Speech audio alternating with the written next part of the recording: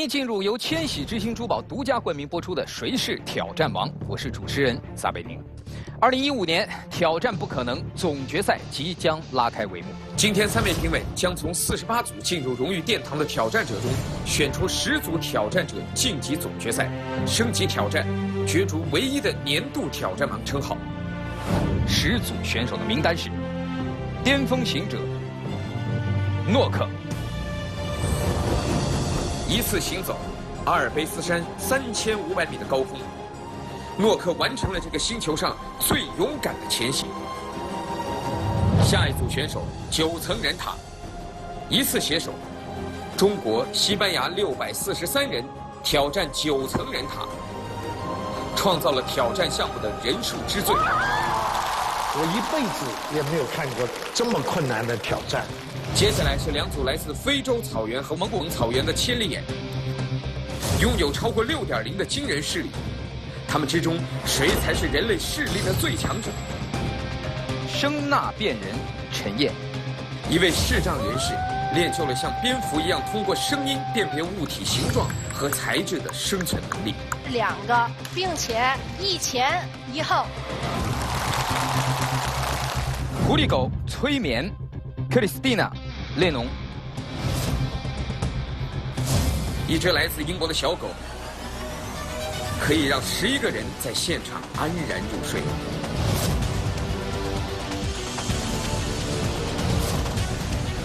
足迹专家董艳珍，一个基层民警，仅凭一组足迹，找出主人。惊人挑战让华人神探李昌钰都愿拜他为师。那比我的本领高多了。我要拜他做师傅，我要拜他做师傅。飞机开啤酒瓶，赵阳，毫米级的精准挑战，他操纵大型直升飞机完成了只有依靠灵巧双手才能完成的动作。王牌飞行员何聪发，一位痴迷于航模的小伙，精准操控遥控飞机，真的跳舞哎！完成了不可能的挑战。最后一组选手挖掘机投篮丁旭，一名90后工人，开着挖掘机上舞台挑战投篮。他驾驭大型机械的勇气和毅力，让评委为之折服。漂亮！至此，挑战不可能年度挑战王候选人已全部产生。还有一个很重要的事情需要3位评委再次斟酌。3位评委需要从这10位挑战者中再选出3位，赋予他们1票直通权。获得该权利的选手可以直接进入票选环节。现在我手里有3个金色的信封，究竟这3个金色的信封会属于哪3组幸运的挑战者？有请3位评委还是回到评委席，共同来见证今晚的争夺。千禧之星珠宝将邀请您和我一起共同关注由长安福特锐界独家冠名播出的《挑战不可能》。10组挑战者，谁能成为年度挑战王？我们是643人，9层13米高的人塔。Freddie Rock 要在今天向世界证明，人类的力量拥有无限的可能。我一辈子也没有看过这么困难的挑战。把不可能的事作为可能，就是挑战不可能。你们以为难度就这个吗？这绝对是有史以来最难的一次挑战。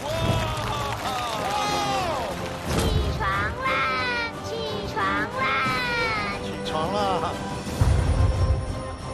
哇，睡得好舒服啊！所以他已经催眠了他们。哎呀，真的睡着了呀！哎，开了，开一个。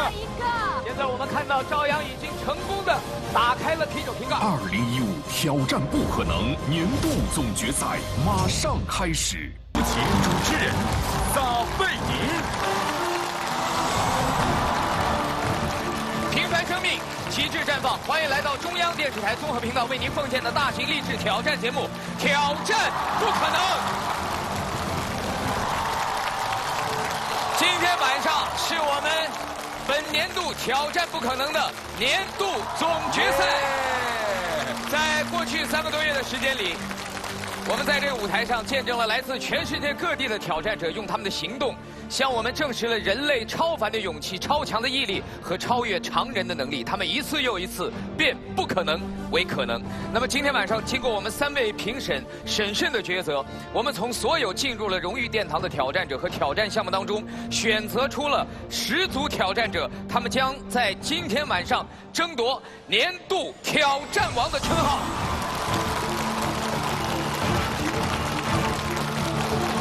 让我们掌声欢迎我们的3位评委：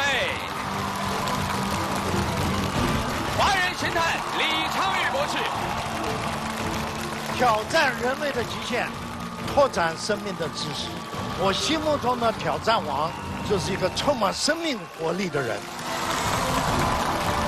来自宝岛台湾的国民歌王周华健，挑战不可能，让生命呈现无限精彩、无限可能。我心目中的挑战王应该是一个真心英雄。我们3位评委当中唯一的一位女性，我的同事董卿。今晚是挑战不可能的巅峰之夜，我只想说，勇敢的去挑战，无关其他，只为那一个更好的你，加油！加油！加油！再一次把掌声送给我们的10组挑战者，请他们到场下稍事休息，准备接下来的升级挑战，加油！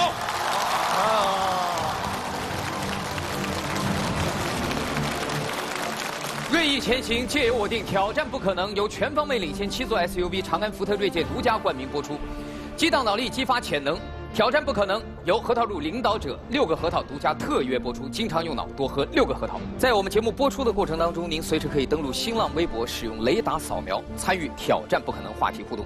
同时，您还可以打开微信，点击发现，进入摇一摇功能，选择电视，摇手机参与互动，领取由史丹利第4元素复合肥独家赞助的奖品和现金红包。第4元素复合肥，为挑战者加油！千禧之星珠宝邀请您接下来继续收看精彩内容。掌声有请丁旭上场。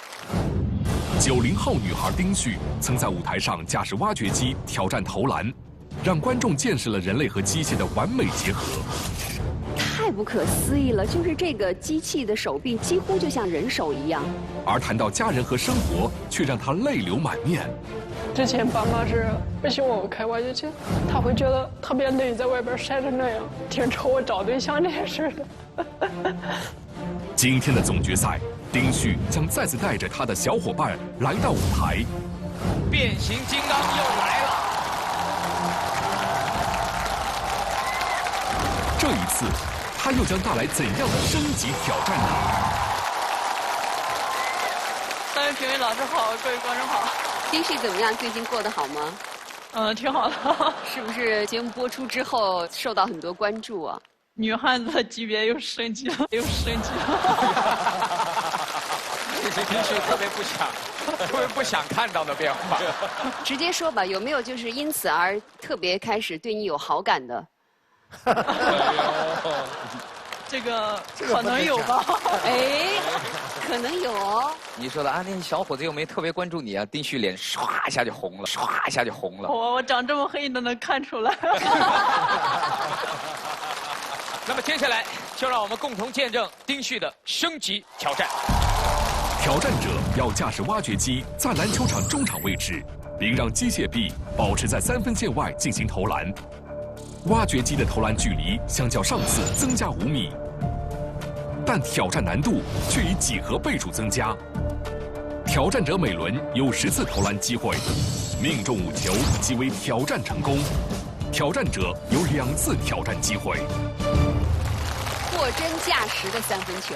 我这里有一个数据，在 NBA 美国职业篮球联盟2014到2015赛季当中，号称3分球命中率最高的球星，整个赛季3分球的命中率是44.3%，而我们的挑战者丁旭，这一次升级挑战的3分球，我们需要他的命中率要高达50%，而且是用一个铁家伙。好像这个难度真的是大大加大了。对，不简单。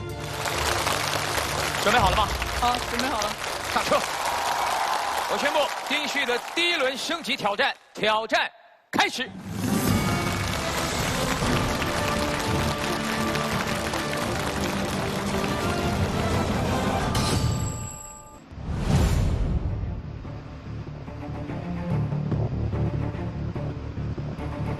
第一个球非常关键，信心和士气很重要。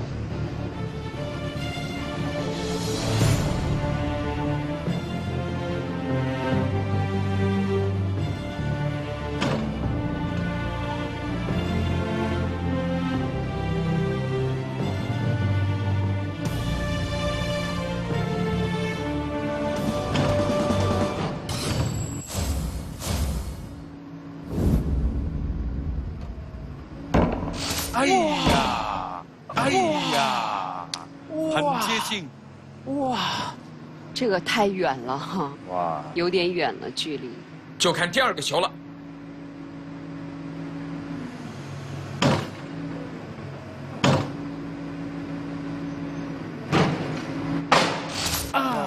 方向稍微偏了一点，前2个球都没有进。自己开始有点稍微怀疑自己原来的找的那个感觉。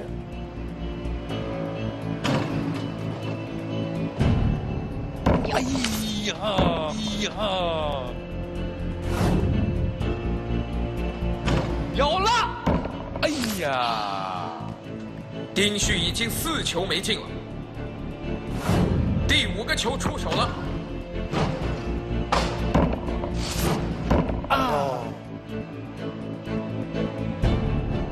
因为失误的球特别多的话，你就会有点害怕那个感觉，所以出球的时候就会有那种心理上的一个纠结。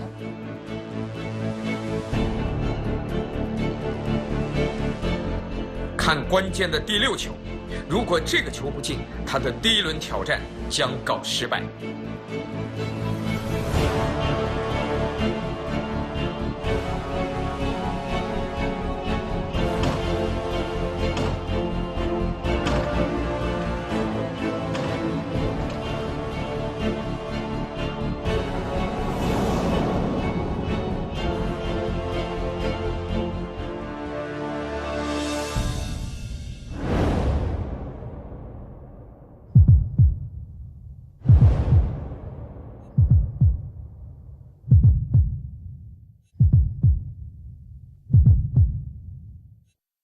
哎呀！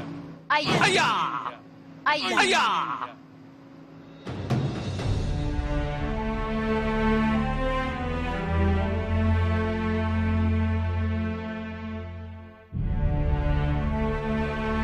先停一下，先停一下。第1轮挑战，丁旭的前6次投篮1球未进，这意味着本轮挑战将以失败告终。为了缓解丁旭的紧张情绪，主持人临时决定用一个小游戏调整他的状态。最后剩下的4个球，我们也不把它当挑战了，我们来完成人机大战，好不好？来，华健老师，这报仇了。从现在起，好，您投一个，丁旭投一个，看谁先进，只要进1球就赢了。好，太难了，好不好？好，好。哎呦，太难了！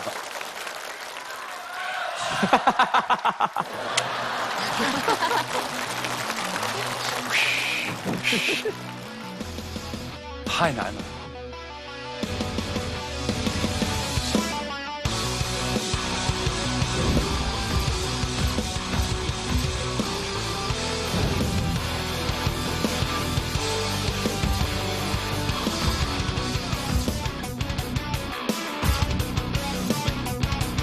好，好，漂亮！您这个传球非常漂亮。不，您再试一个，您好歹粘个框啊。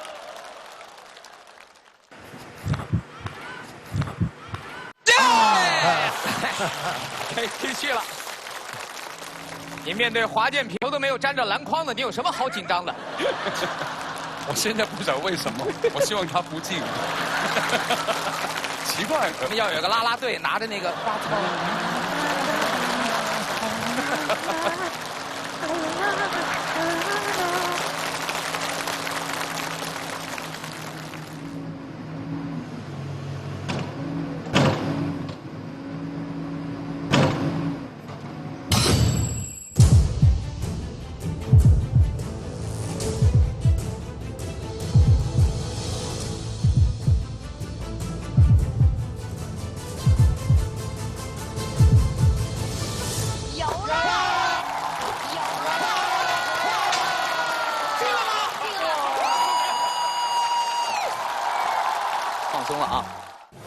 能否冲击年度挑战王，就看最后这10球了。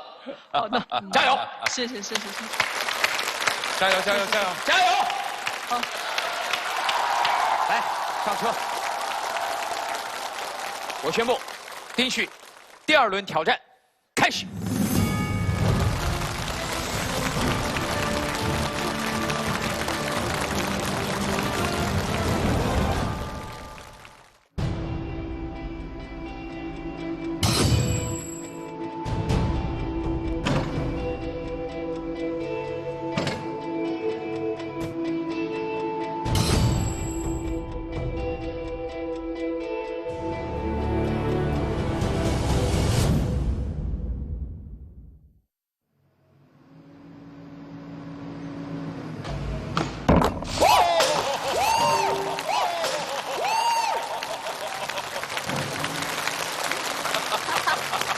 他只要找到他的方向和力度，后面就好办了。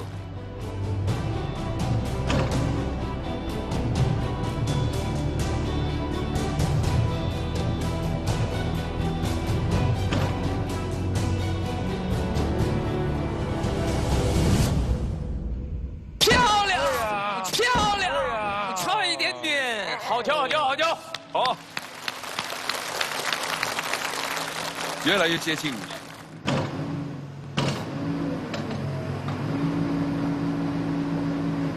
油了。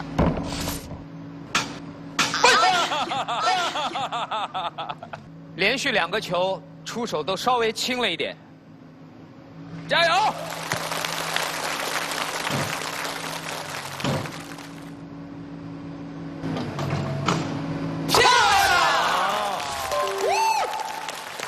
好球！丁旭现在已经投中了2球，4中2， 4中2，他保持了非常完美的50%的命中率。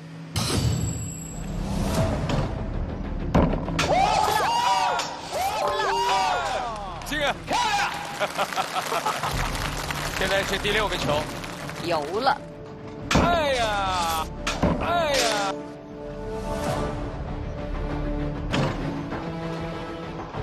好球！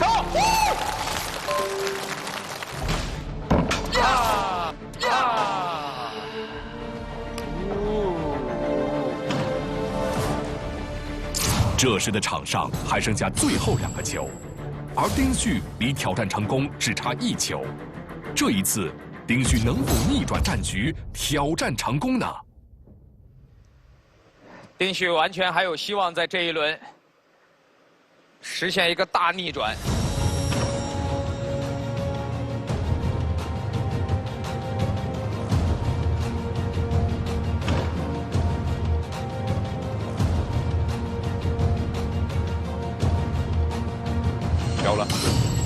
交了。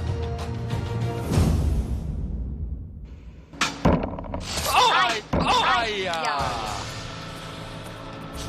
我们好像真的在看球赛一样。对我来说，感觉是就像一种绝境求生吧。场上还剩最后1个球，这一球将决定丁旭的成败。丁旭能否把握住这最后一次的机会呢？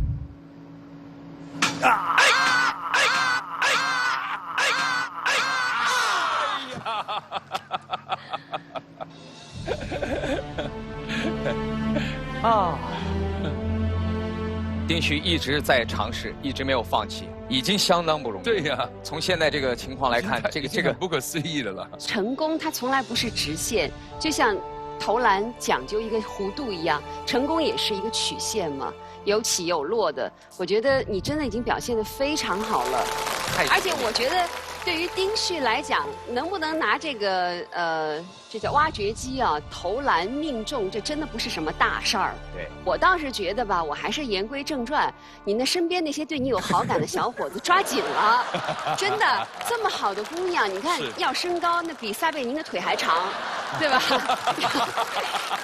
而且他敢于挑战，而且勇于创新，面对输赢始终很淡然，面带微笑，多么好的性格，这样的姑娘不可多得，这个是大事儿。没关系，都说失败是成功之母嘛，没有母亲哪有的子女呢，是吧？对了，好，让我们用掌声祝这个可爱的姑娘幸福、开心。我觉得这是最重要的。好，谢谢谢谢。我只是一个普通的女孩，我做的是最平凡的工作，能够再次站上这个舞台，我已经很幸运了。我觉得我的人生道路不会有太大的变化，也依然会很精彩。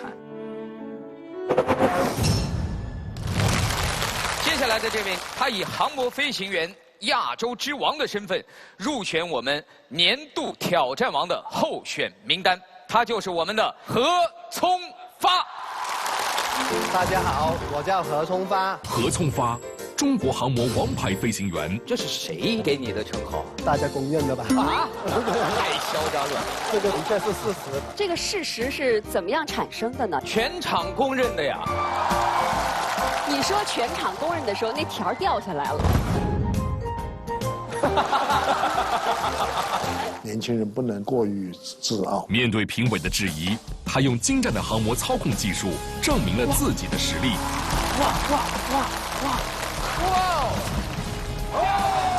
我希望带着我的飞机在世界顶级赛场上，让中国人拿到前10名。作为年度挑战王候选人，何聪发今天再次登上了挑战不可能舞台。今天你的挑战需要升级，请听挑战规则：选手要在3分钟时间内操作飞机，穿越3道障碍，然后熄灭所有的蜡烛，最后扎破一个气球，挑战就成功。挑战者将有2次尝试的机会。其实跟上一次很类似嘛，对，只是多了一个气球。对何聪发来讲，这个升级我觉得升的，你们觉得难度不大？对，升的不够高，好像。我能学你的一句话这样说吗？我有什么话？你们以为难度就是这个吗？你们太小看挑战不可能了！你们太小看挑战不可能了！那到底难度是什么呢？这一次我是要驾驶一架残缺的飞机去完成这次挑战。像2次大战，有些飞机会打残缺了机翼，然后呢，有很多飞行员坚持着飞行，尽量安全的降落。机翼被打断还可以飞吗，李博士？理论上是不可以的。我现在要挑战的并不是说这个东西坏掉了，而是这个飞机的机翼断了。就你现在让我把这个翅膀给你拆掉吗？你直接把它掰断吧，我好不忍心哦。直接掰断了？啊！我也不管了啊！搬吧。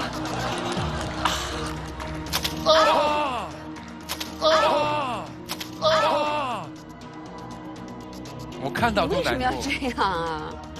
就是为了就是因为你们说难度不够大嘛。这还不是因为你们？你们都在这说啊，这难度不大呀，就加了个气球。那他也不要这样自残嘛。他没有自残，他是让我摧残的呀。我从此以后良心背上很沉重的负担呢。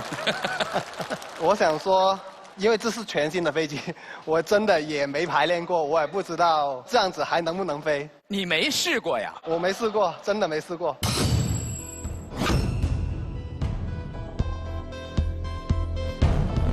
你有把握拿这架飞机可是要穿越障碍、吹灭蜡烛，最后还要扎破气球哦。2次机会哦。那既然来了，就一定要挑战。好，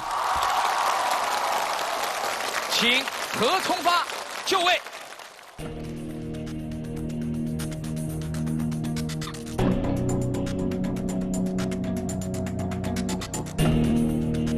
飞机只有一个翅膀是不能飞的，真的不能想象接下来会怎么样。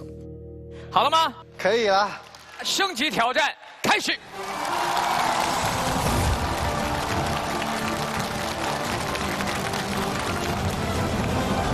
起飞！哇！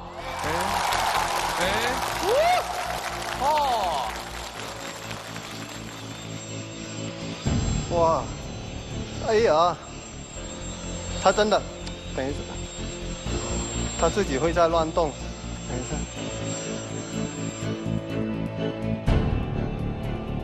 他利用其他的部分做机翼，一个翅膀飞。他挑战空气气流跟动力的不可能。飞机少了一边机翼，它的飞行模式发生了极大的改变。想要保持平衡和稳定，变得格外困难，必须转变操作方法，才可能精准地控制飞机。何聪发能够挑战成功吗？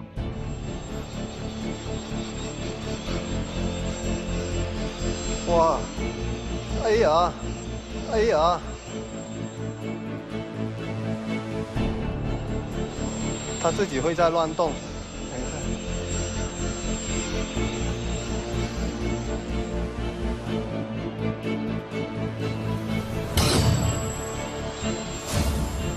他这个就要找准，找准他刚好。他的副翼的效能已经不支持我去控制它了。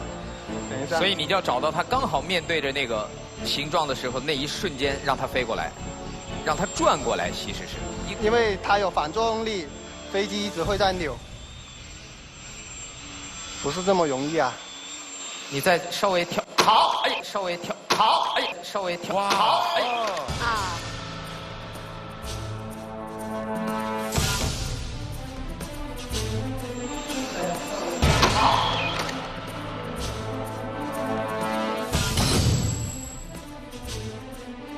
少了一个翅膀，它飞起来的时候觉得是完全不一样的控制的方法。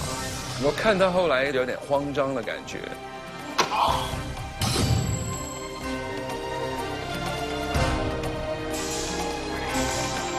能让我试一下吗？我能遗憾的告诉你，你第一轮挑战失败了吗 ？OK， 但是现在我先试一下，你先试一下，没问题。你再找找他的感觉。因为确实他从来没排练过这个项目，这就是他的自信。哎呀，很难，确实很难。再试一下，不要急于开始挑战。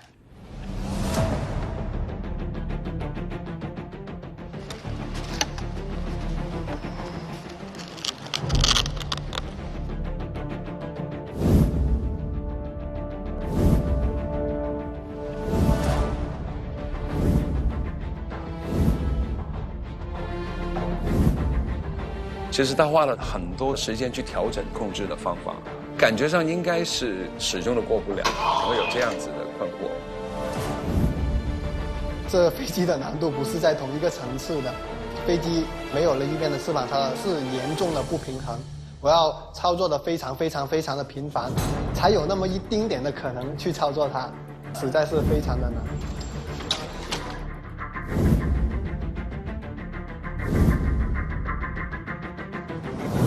现在我觉得这个难度，我能感觉有点大了。发发，你只剩1次机会了。OK， 明白。既然有试过，我就来挑战吧。好。来，何聪发，第2轮开始。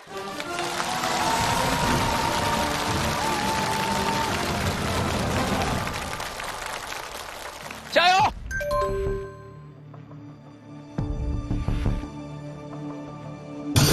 尽管面对的是熟悉的挑战通道，但是操控单翅航模的不稳定性，让整个挑战的难度成倍增长。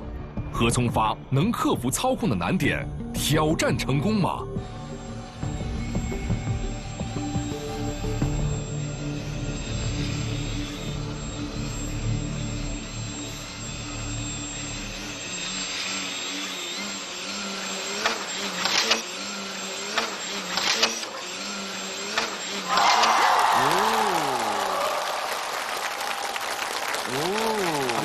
花去了半分钟，加油！哇，这会不会太难了一点了？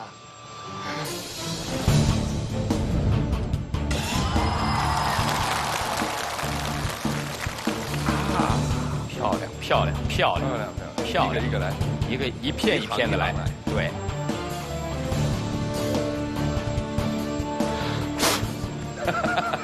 我帮你。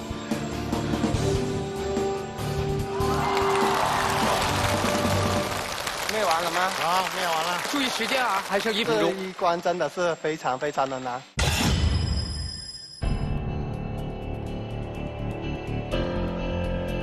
侧面过障碍的那一部分非常的狭窄，我完全没有把握通过去，只能有1次机会能过，所以我一定要稳住，等到这一次机会的来临，我找不准那个时机，我就过不去了。你看他流那个汗的，滴的那个汗水的时候呢，知道他那个消耗体力很多很多的。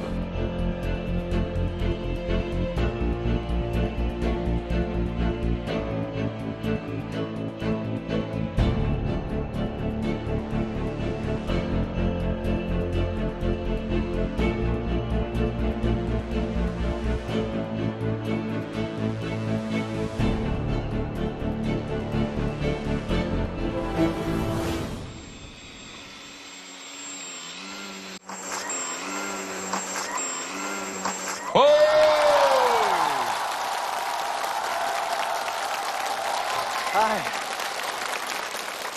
注意时间啊！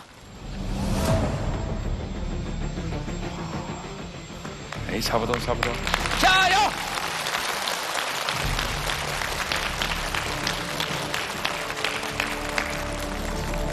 好的。还有30秒，还差2根，还差2根。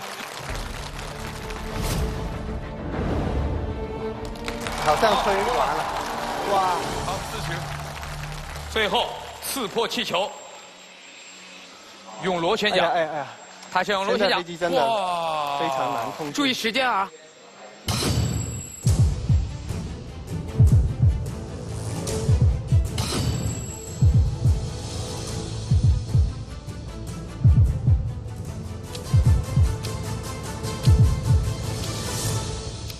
哇，里面这么多东西啊！他是用螺旋桨。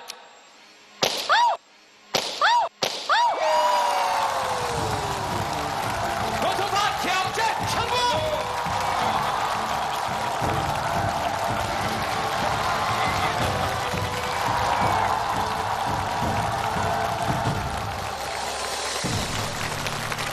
中国航模王牌飞行员之一。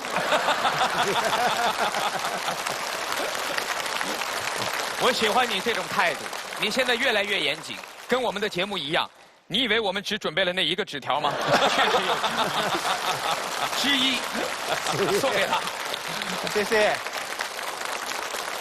何聪发，现在我们对你的称谓有所改变，你有什么样的看法？我现在是中国航模王牌飞行员之一，但是我希望在将来，在中国有更多人玩航模，会出现世界王牌飞行员，没有之一。何聪发今天真是让我们再一次见识到了航模的魅力。我想你刚才的挑战成功，已经让所有的观众对你的能力不会再有任何的怀疑。各位观众，请拿出你们手中的投票器，请为他投票。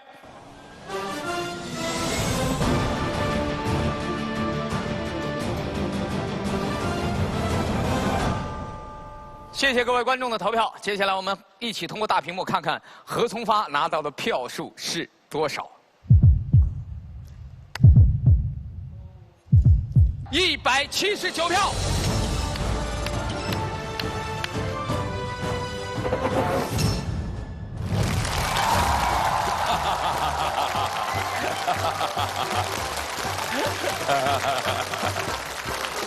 换了一部车，有吗？上次还不是长这样子的。年仅5岁的韩佳莹，却让5只小动物在挑战不可能的舞台上安然入睡。它叫什么名字？小萨，小萨。节目播出之后，韩佳莹的视频全球播放量超过5亿，更受到了美国 NBC 电视台和日本富士电视台争相邀请。虽然与荣誉殿堂失之交臂，但作为人气最高的选手，韩佳莹以特邀嘉宾的身份登上了年度挑战王的舞台。掌声欢迎我们的人气挑战王小佳莹。节目播出多长时间了？1个多月了吧？2个月了吧？快3个月了吧？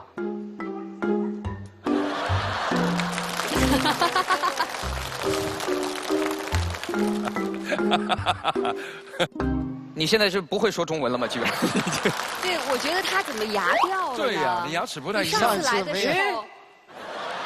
对耶，我明白你为什么不太愿意说话了。现在说话漏风吧？漏风吧？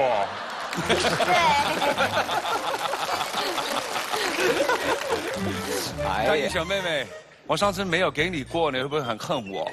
咋会不恨你呢？牙都气掉了。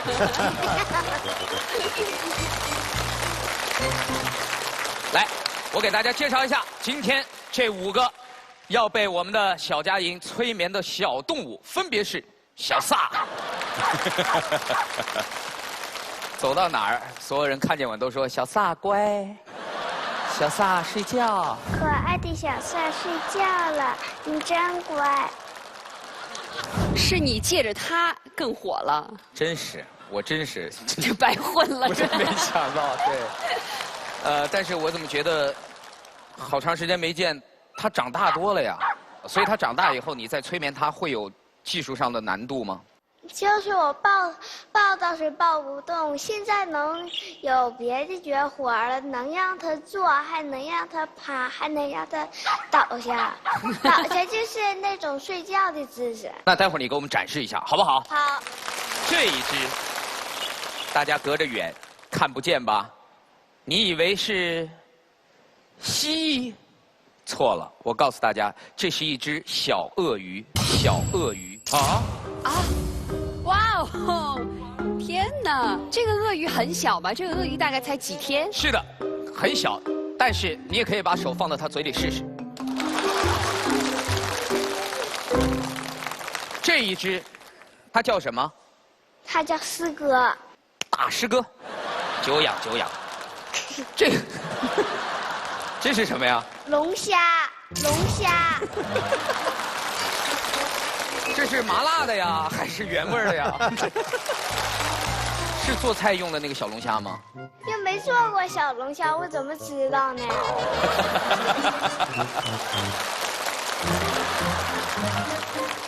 那你吃过没呢？以前？没吃过。没吃过啊？那我们保留一个美好的想象吧。这个小龙虾，你能把它弄睡着吗？能。它睡着是什么样呢？仰着的。就仰着的。就只要它仰着不动了，就是睡着了。对。我们真的没有办法理解。还是觉得挺不可思议的，没有人会相信，没有人会相信。最后这位叫什么？叫铃铛。铃铛哦，它的名字叫铃铛。啊、这个是什么鸟啊？相思鸟。哦哟，好美的名字，相思鸟。好，这5只小动物就是今天佳莹在现场要催眠的对象。你准备好了，咱们就可以开始，好吗？好。从谁开始？小萨，小萨。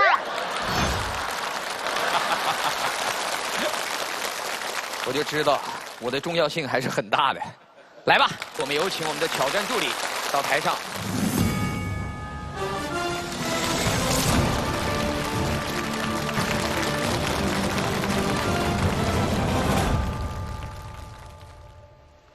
哎呀，他真是长大好多。好，不要动。你刚才说你的特殊本领啊，让他坐，我们试试。哎，倒，哎，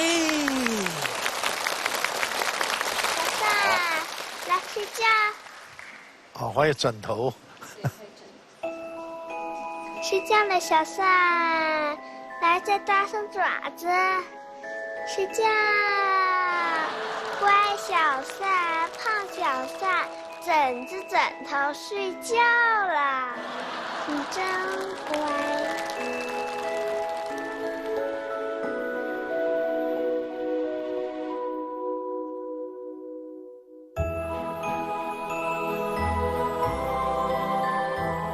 小霸王，睡觉，睡觉，睡觉，睡觉，好好睡，好好睡，别松散，来睡觉，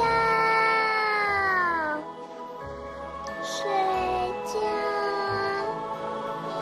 这次怎么就不爱睡了呢？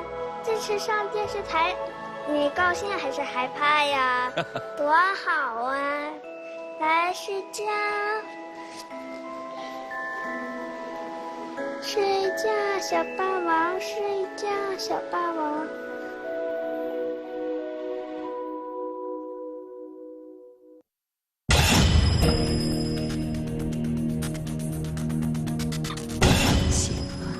醒了，睡觉，师哥。韩佳莹刚刚离开，小鳄鱼便清醒过来，而他并没有发现，仍然认真地进行着下面的挑战。睡觉，睡觉，睡觉。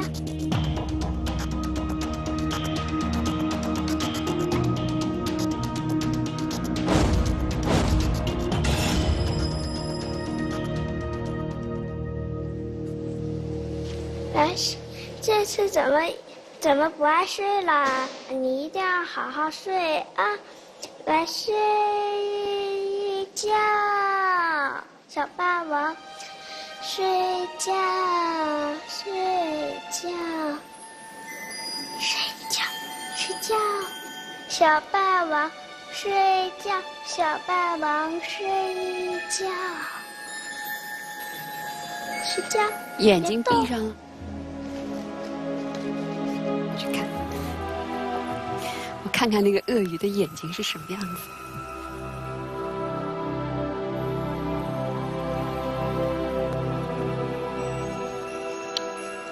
龙大侠，睡觉，龙大侠，闭上了是吗？睡觉了，龙大侠，睡觉了，龙大侠。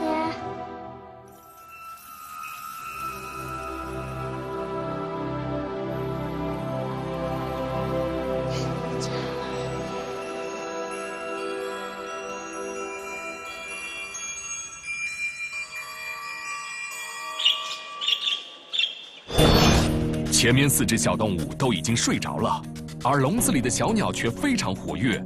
韩佳莹能够成功安抚小鸟，顺利入睡吗？铃铛，铃铛，过来，别睡，别睡，铃铛，小铃铛，小铃铛，在睡觉，铃铛，是不是怕光啊？那姐姐给你蒙上吧，铃铛。铃铛，铃铛，怎么不爱睡了呢？睡觉啦，小铃铛，睡觉，铃铛，铃铛，铃铛，睡觉，睡觉，睡觉，睡觉，睡觉。哎，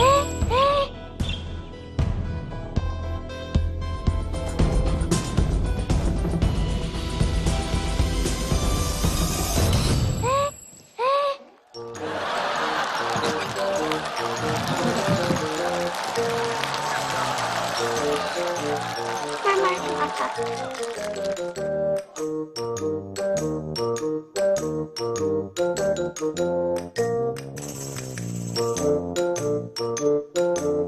抓得回来呀，还抓得回来。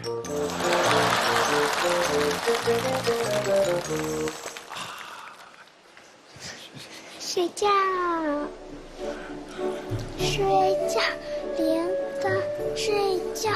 它这些都是。那姐姐给你蒙上吧。睡觉，铃铛，睡觉。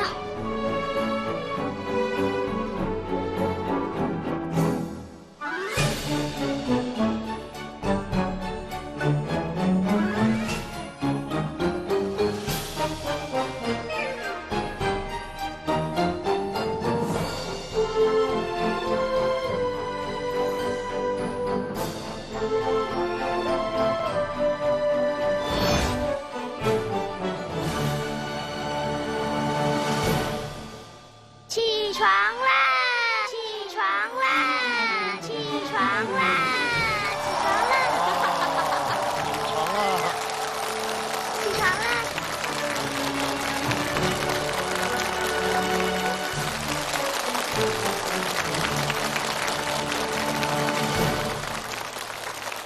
最可爱的是那只相思鸟，这么小一点的鸟，你养了多久了？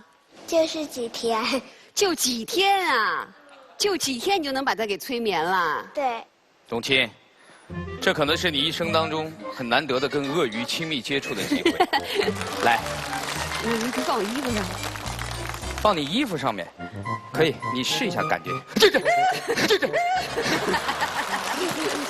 你试一下，其实动物真的，你跟它建立起一种特殊的情感以后啊，叫什么来着？小霸王是吧？我听它在叫唤。对，它在叫，它的那个对，它发出那点声音。它只有几天嘛，这个小可怜儿。那它吃奶吗？那它吃奶吗？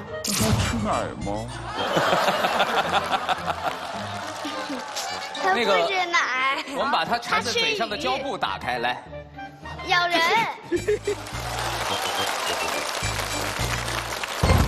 其实韩佳莹的这个本领啊，可能很多孩子看完都会觉得很神奇。因为它的传播越来越广泛，所以有很多人质疑。我就有一个朋友说：“哎，你们有没有去检查过小女孩的手上是不是抹了一种特殊的，比如说像乙醚啊或者什么，可以散发一种气味，然后就把人。”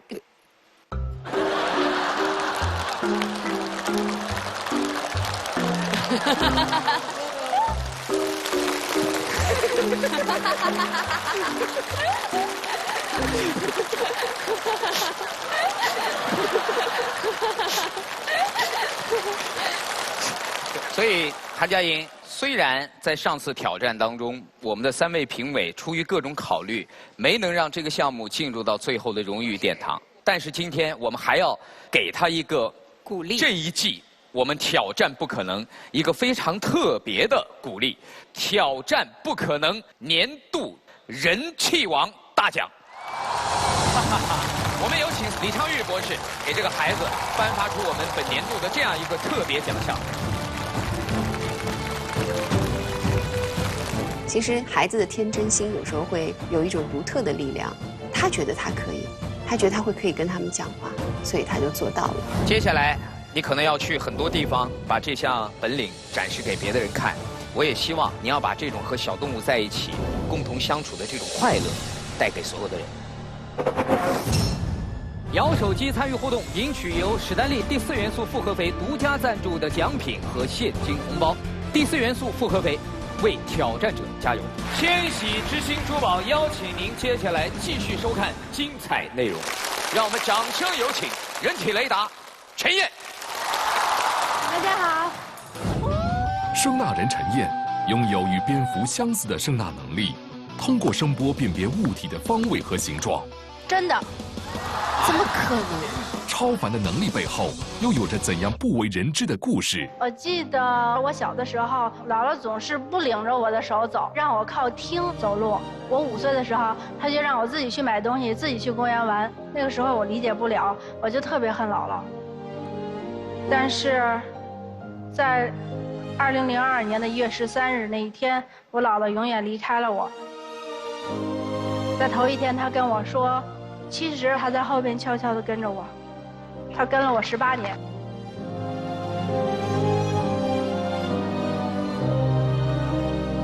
今天作为年度挑战王候选人，他将带来怎样的升级挑战呢？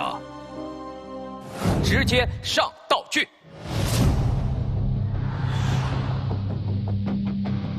小圆台子又来了啊！我们现在要把你带到你的休息区，你可以坐在这里等候。我们会给你戴上一个大耳机。来，掌声有请我们史上最萌小道具出场！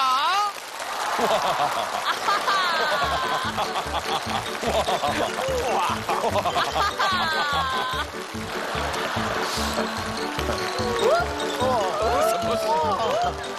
来，跟着我走，跟着我，跟着我。可爱呀！好，立定，好，向左转。齐天大圣。哎，向左转。你看，我就考验你们一下，你们有的人就晕了。这有一个。对呀。你是怎么混进来的呀？我们还有一个外国小朋友。你是怎么？好可爱啊！你叫什么名字 ？What's your name？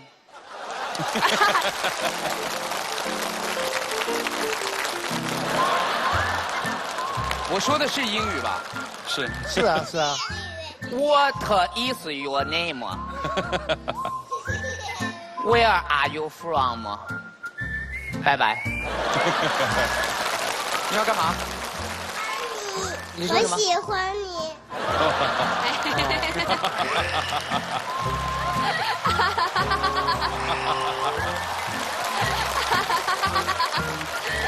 让我幸福一会儿。哎呦！好，挑战规则：20个圆台之上，分别站有20名角色扮演的小朋友，每2名小朋友穿着打扮完全相同。评委将随机安排20个小朋友的站位，陈燕通过她的技能识别每个小朋友的服装造型，然后2配对。若将10组完全配对成功，挑战才能成功。挑战者有3次调整的机会。我的天哪！安静。怎么可能呢？接下来我要给大家揭示一下。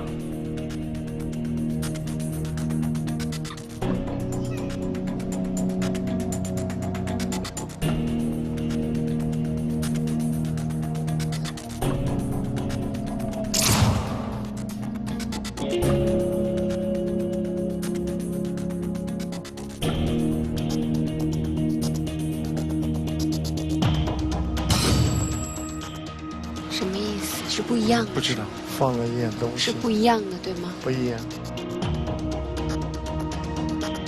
10组小朋友2一样，其中有4名小药童，他们唯一的区别是，2名小药童的背篓里放的是塑料材质的水壶，另外2名放的则是铝制水壶。这要求挑战者拥有通过声波反射辨别物体不同材质的极限能力。对此毫不知情的陈燕，能够精准辨别出这微乎其微的差异，完成本次挑战吗？要把一样的形摆在一块，怎么可能？哇，那可怕，那可怕！我觉得太狠了，这很不可能的。这是升级挑战，真的。这不是升级挑战，这是终极挑战，太可怕了。陈燕，哎，吓我一跳。我的眼罩呢？眼罩在这里，但是李博士说啊，他要检查一下你的眼罩。好，没问题。对，因为他说这个眼罩啊，造型啊，和他平时看到的那个普通的不一样。好呀。李博士，来。对，主要是这块它有没有什么？说句实话呀，他是没有视力的。这个眼罩是他自己要求，就是好像是和健全人一样戴，他没有视力，看得见吗？完全看不见。可以了。可以了吗？可以了。好，李博士已经确认了这个眼罩没有问题。来，陈燕，我交还给你。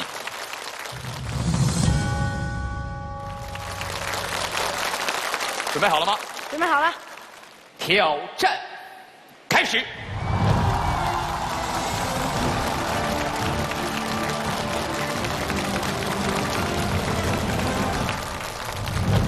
我还是用我的方法来辨别它们。音效老师关一下扩音。哦。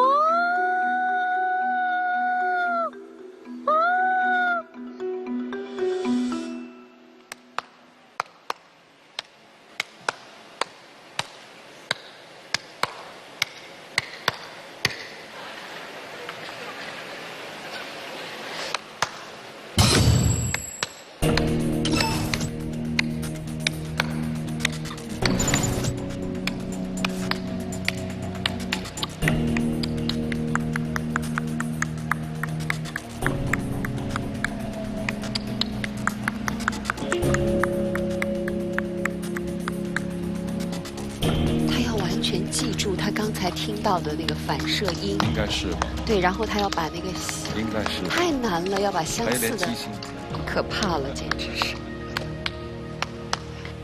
小萨老师啊，哎，他们好像有的手里拿东西了，有的手里没拿东西啊。他们两一样。肯定是一样啊。我只能告诉你，告诉到这儿了。目前我还没找着一样的。下一个。厉害。小朋友，这衣服是你的吧？太不合适了，肥呀！穿的太肥了啊！待会儿那个就不肥了。好，我记住这衣服肥了。这没一样的呀。哎，这衣服是穿着呢吗？是不是还拿着一件啊？哇，真的是。他们两一样。好，这边5个。这一排没有一样的，对吧？没有。请继续到第2排。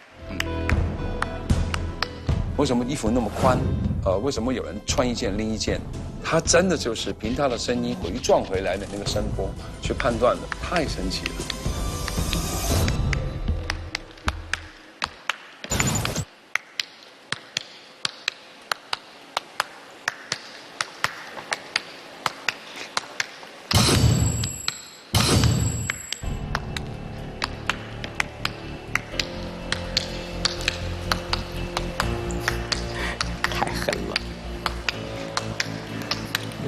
对。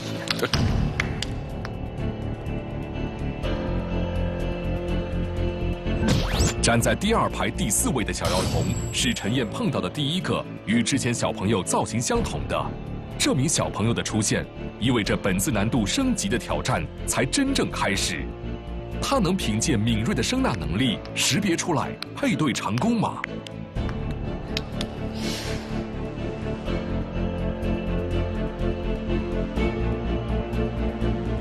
这个似乎跟前边的，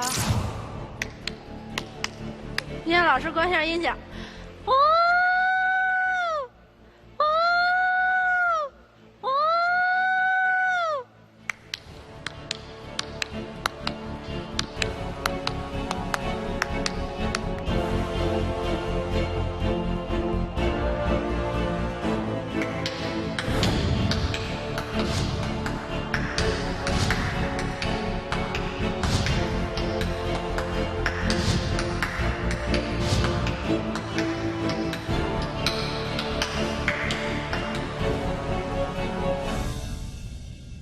第1排的第2个和这个小朋友是一样的。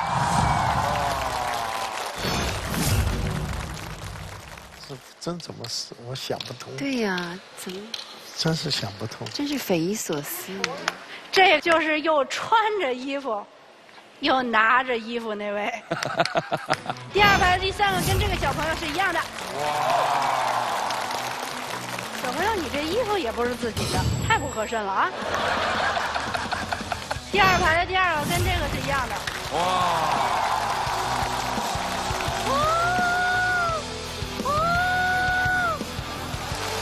这个小朋友跟第1排的第4个是一样的。把你们家水壶拿出来了，把你们家纱巾提出来了，这是带着个什么呢？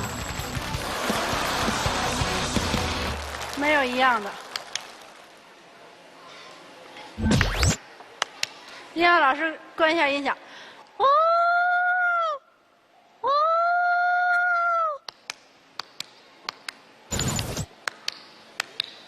这小朋友我似乎是听到过。这小朋友我似乎是听到过。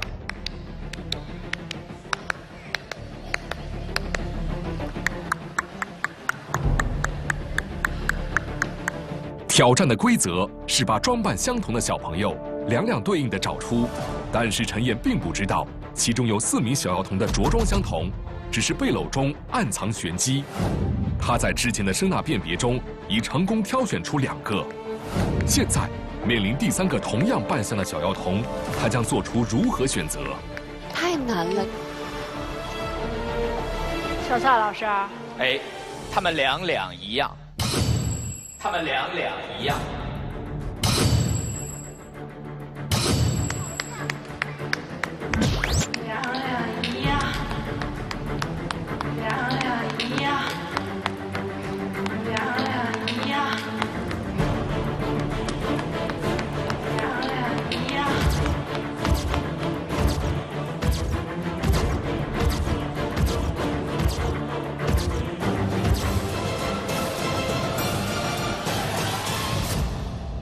小蔡老师，不能，这是第三个，这是第三个。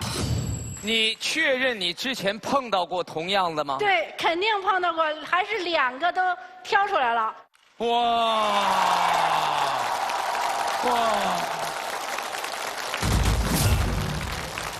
好，但我告诉你，他们两一样，但是我可以先把它为你先暂时挑出来，暂时归为他所说的那一类。好，来。截至目前，场上20名小朋友还剩11名，着装相同的4名小药童已成功挑选出3个。陈燕能精准地辨认出剩余的小朋友，挑战成功吗？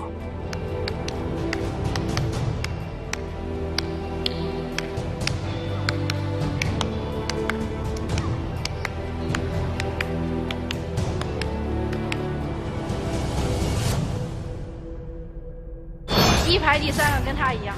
好。这个跟第4排的第1个是一样的，第4排的第2个和这个小朋友是一样的。陈燕用自身超凡的声呐辨别能力，又成功配对5组。面对最后1名小药童，他却迟迟辨认不出来。他能挑战成功吗？两一样，还剩了1个，我哪儿配对儿去啊？你让老师关一下音响。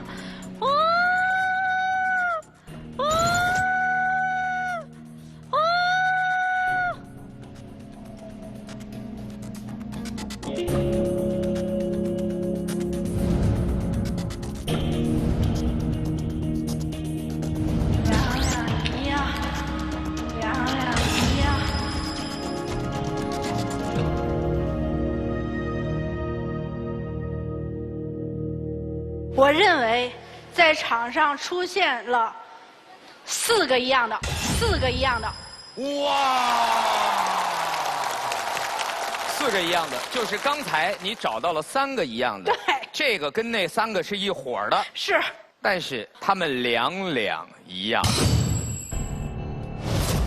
他们两一样。我把他们4个再叫上来，好吧？4名穿着一模一样的小药童，其中2名背篓里装的是塑料水壶，另外2名装的是铝制水壶。隔着背篓去辨别水壶的材质，这项几乎不可能的挑战，陈燕她能成功吗？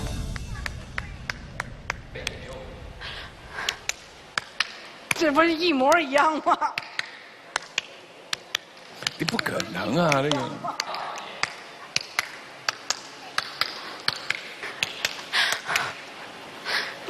这怎么会不一样呢？完全按他们的服装和装备，两一样。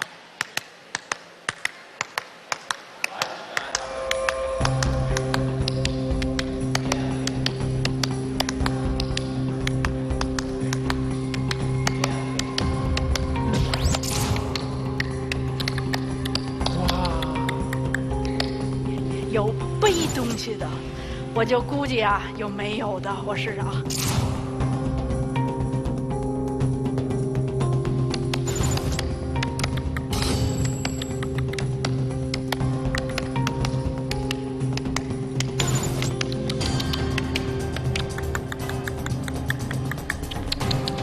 这也背着呢。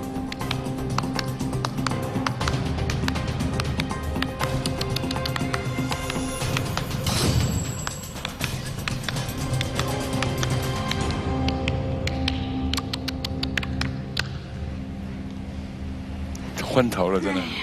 你能分辨出哪个是外国小孩吗？我分辨不出来。够呛了，够呛了。我我觉得应该是2个背了，2个没有，但是我没有想到4个都有，让我无从下手了。我觉得我输了。小药童的辨认又过去了20分钟，陈燕通过声波辨别出背篓里水壶的材质到底是塑料的还是铝制的。这是一项非常困难的挑战，陈燕能挑战成功吗？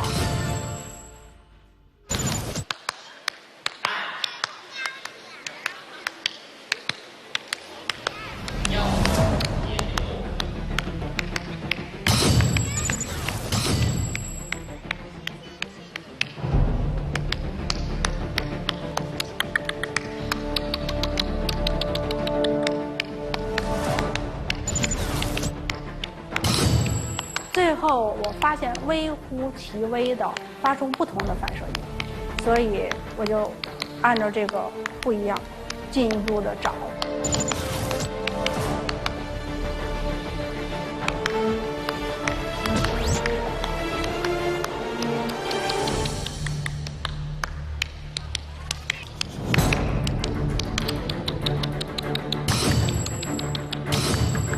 我跟别人不一样。我看不到这个世界，但是我也要很好的生存，所以每次我都要坚持。我知道了。哇！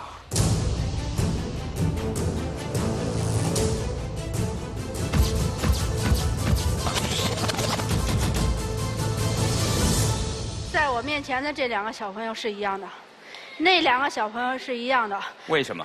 我通过他们篓子里背的东西的材质不同。哇！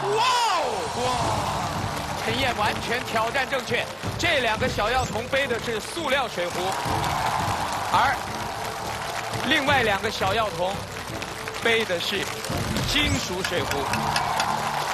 挑战成功！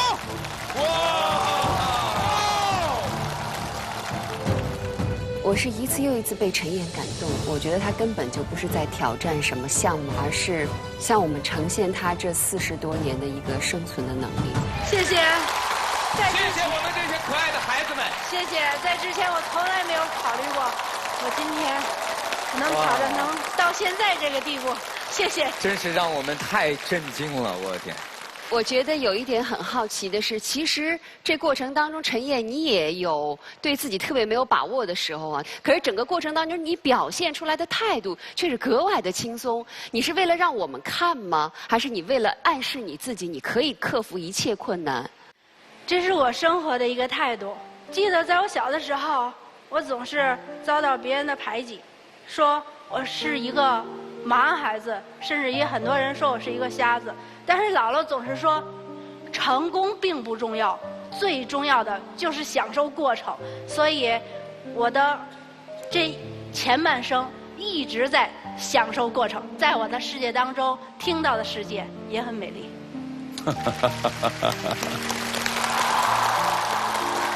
Jenny，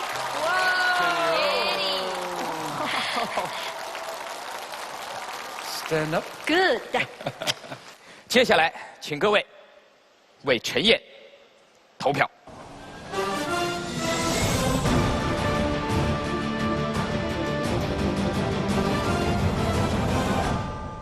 好的，观众的投票已经结束，请看大屏幕。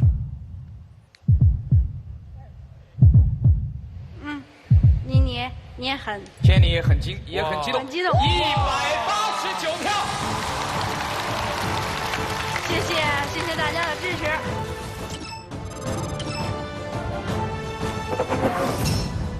让我们掌声请出 Christina 和她的狐狸犬 Princess 公主，有请。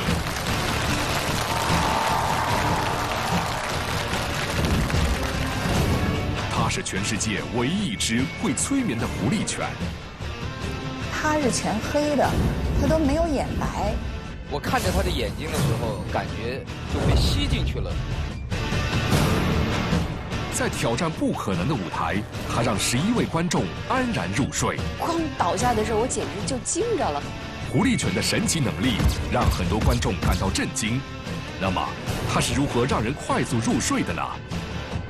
今天我们即将揭开狐狸犬催眠背后的秘密。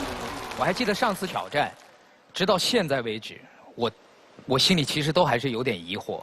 不光是疑惑，我觉得甚至有点恐惧，有点害怕。好像我看到这种超常的能力，一只这么可爱的狗狗可以控制人，我觉得好像让我觉得有点这个后脊梁发冷、不寒而栗的感觉。今天你和 Princess 还要在现场再次做一个升级挑战。Okay. Yep. 那么升级挑战的挑战规则，由评委从现场随机挑选50人。我们30名这个媒体评审团愿意的也可以参与。挑战者通过现场测试，从这50人中挑选15人进行现场催眠。5分钟内若成功催眠不少于10位观众，即为挑战成功。哎呀，这观众当中太有意思了。这一次，评委和主持人在挑选过程中也给挑战增加了难度，特意挑选了对这项挑战有质疑的观众。我有点不相信，不相信。任何催眠，他心里不愿意接受催眠的，催眠就很困难了。所以今天的困难的程度比上次大多了。好 ，Christina， 请挑选你的人选。Okay, I want you to all start by putting your right hand facing upwards. I want you to close your eyes and take a deep breath. And in your right hand, I want you to imagine a really heavy stone. And in your left hand, I want you to imagine a helium balloon is tied. 催眠是一种古老而又充满活力的心理调整技术，是通过视觉、听觉、触觉的诱导，使人产生一种类似睡眠的特殊放松状态。而现在，催眠更多的应用于医疗、心理调节、舞台表演等多个领域。他就是那些受他的暗示特别明显的那个胳膊的落差越来越大的那个。经过测试，克里斯蒂娜挑选出他认为比较容易被催眠的15位观众志愿者。接下来，他将对志愿者进行催眠培训。上一次的培训是在隐蔽的空间进行，而这一次我们将全程拍摄，首次揭秘克里斯蒂娜的培训过程。Okay, I want you to start by sitting straight up in your seat, putting your feet flat on the floor, hands in your lap, palms up. You must follow every instruction as closely as possible and listen only to my voice. I just want you to close your eyes and enjoy the darkness. Now, every breath you take, every noise you hear will help you feel more relaxed.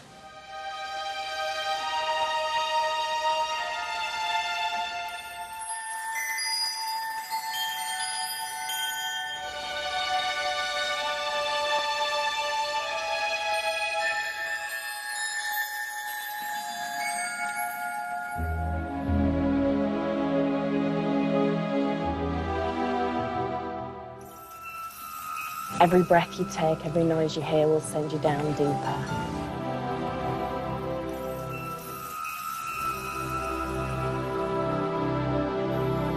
睡着了吗？这个时候还没有睡着，已经睡着了吗？太奇特了我。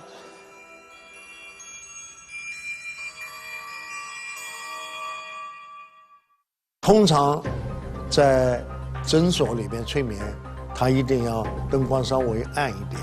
在训练他们的时候，灯光啦、声音啦会影响到。公开直播的环境，灯光与摄像机镜头的影响，给培训造成了干扰。为了保证之后现场的催眠效果，克里斯蒂娜谨慎地反复进行培训工作。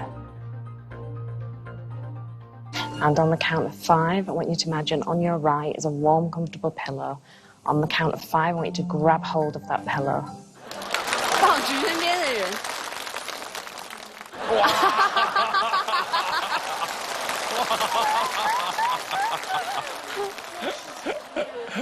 哇，睡得好舒服哦。所以他已经催眠了他们了。On the count of 5, we're taking a trip to a very hot place, 45 degrees in the shade. But you're starting to feel very cold now, starting to feel very, very cold. 哇，那个在抖了，那个在发抖了。On the count of 5, you go back to sleep and go deeper. 5、4、3、2、1。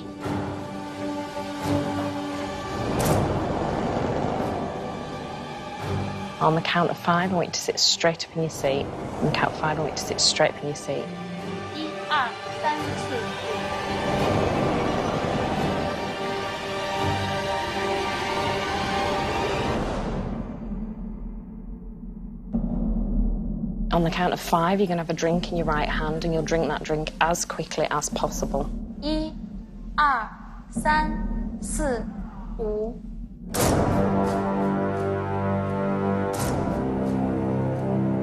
上次有做那么多功课的，原来有，在上次有，对，只是我们没有拍，没有放出来。之前会很神妙的感觉，是因为那只狗狗是它会催眠人。今天我看完以后，我觉得公主其实只是一个，就等于我们打板纸的一个讯号而已。Wide-awake, up your eyes. Does everybody feel okay?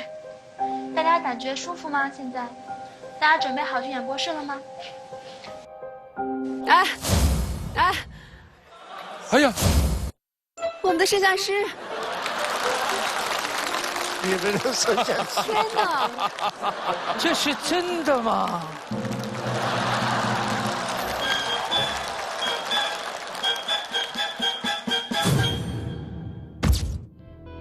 经过反复的培训，克里斯蒂娜认为志愿者达到了理想状态，将他们带回到现场，准备开始挑战。15位带着质疑心理的志愿者，受到干扰的密室培训，让这次挑战的难度不断升级。福利犬公主还能够挑战成功吗？5分钟之内，如果您能成功的把这15名观众当中的10名催眠升级挑战，就成功了。我们会在大屏幕上为您计时，如果您准备好了，我们就可以开始。 I'm ready, yes. 好，接下来我们有请 Christina 进入挑战区域，让我们共同来见证这个挑战。我宣布，挑战开始。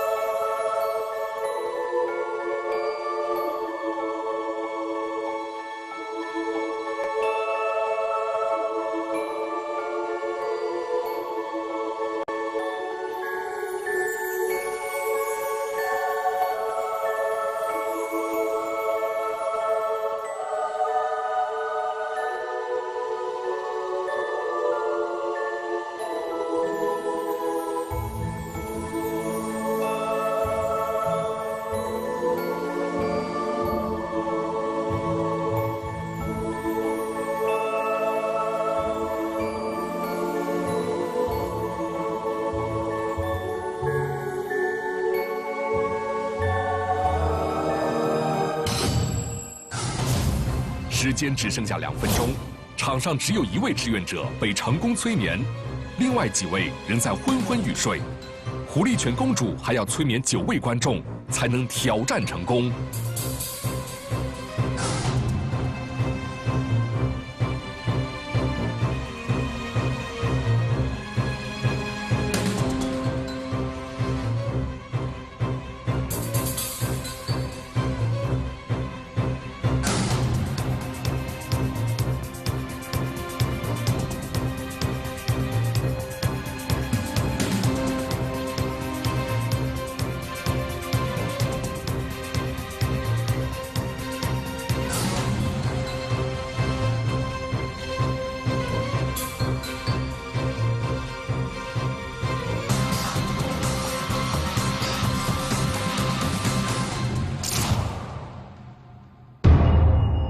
来不及了，10个来不及，还有1分钟而已。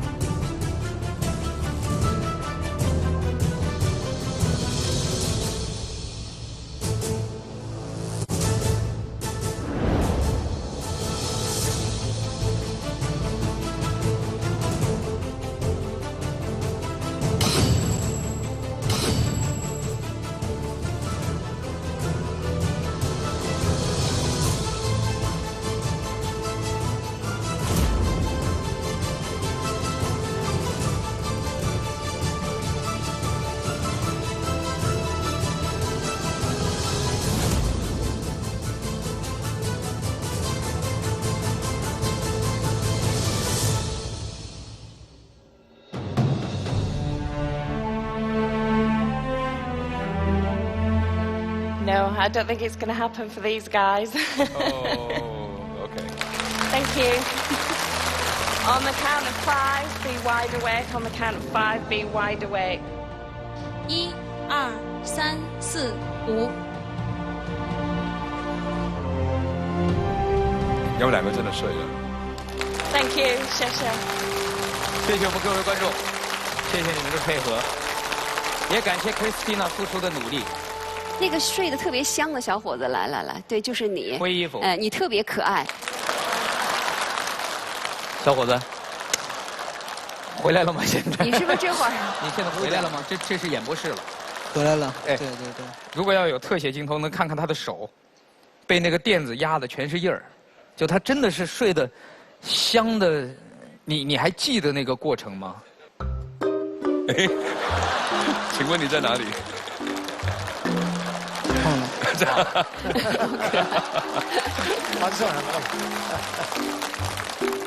我还是想听听 Christina 她自己认为今天失败的主要的原因是什么呢？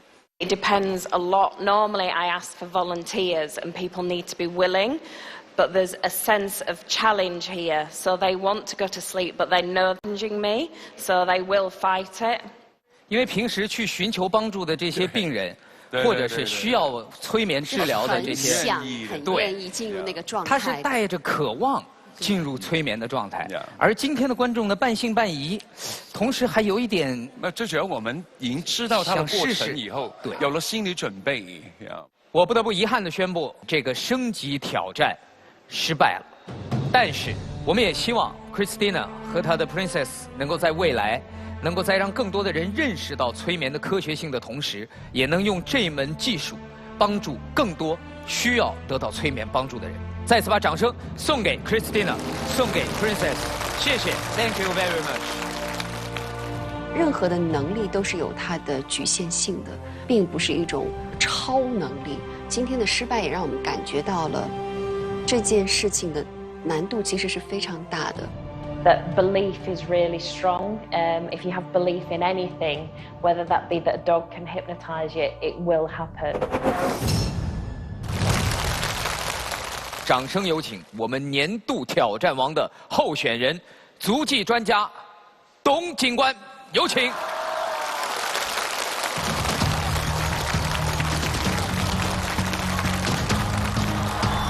董艳珍，一个基层的户籍警察，却拥有超凡的足迹辨认能力。通过足迹识别人。什么？用脚印找人，用脚印找人。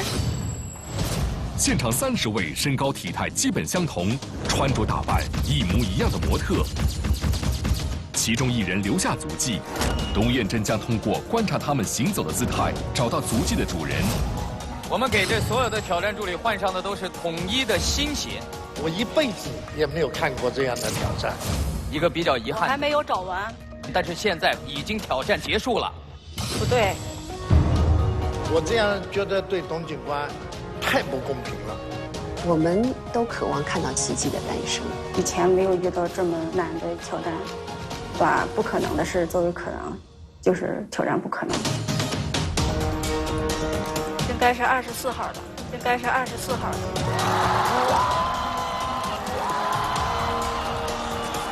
惊人的挑战让华人神探李昌钰都愿拜他为师。我要拜他做师傅，我要拜他做师傅。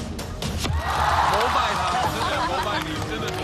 凭借超越常人的观察能力，董燕珍登上了年度挑战王总决赛的舞台。各位老师好，董警官好，大家好，大家好。节目播出之后，是不是一下就成了那儿的对红人了？就是红人算不上，但是因为我在社区工作嘛，就是有3年多没有接到太大的那个案件了，但是节目播出之后，我接到6个都是命案。哎呦，哎呦！我还有一个消息告诉你，在美国很多警察局已经跟我联络，说我们这些案件应该请这个董警官来看一看。真的假的？真的真的，或者请他来教一教我们。谢谢。接下来，我要告诉董警官的就是，今天争夺年度挑战王的称号，升级挑战，那么显然难度和之前是不一样的。这一次的模特会是什么样子呢？来，掌声有请。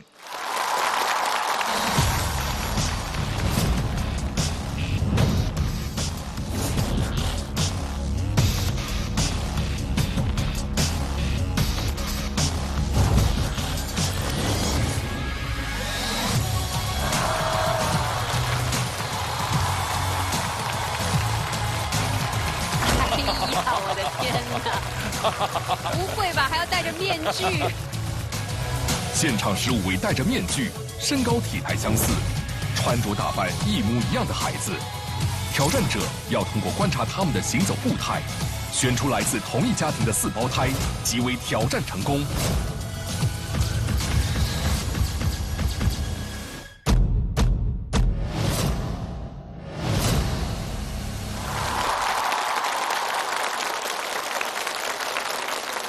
是不是？等等，他怎么能知道？不，你就算不看足印，现在请告诉我哪几个是来自同一个家庭？同一个家庭走路都一样啊！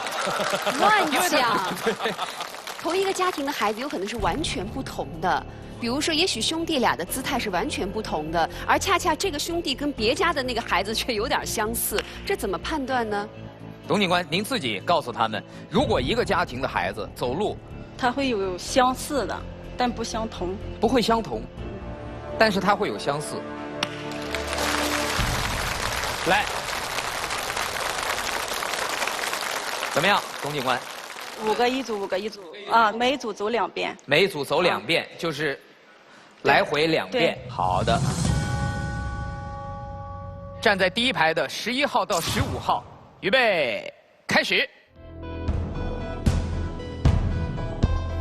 这孩子们脸上戴着这个小熊的面具。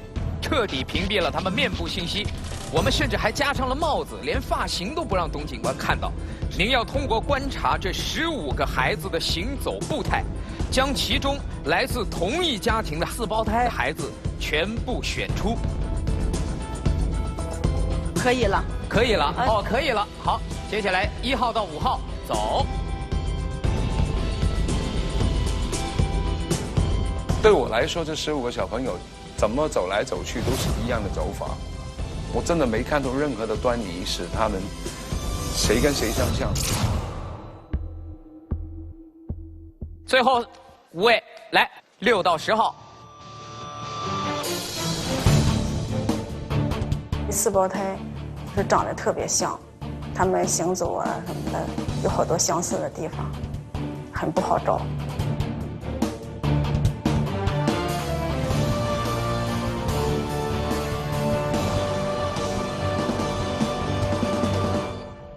再来一遍吧。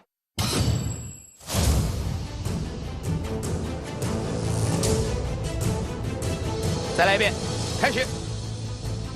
15个穿着打扮一模一样的孩子，看不到任何面部特征，只能对行走步态进行观察。要找出其中隐藏的4胞胎，董艳珍能完成这项挑战吗？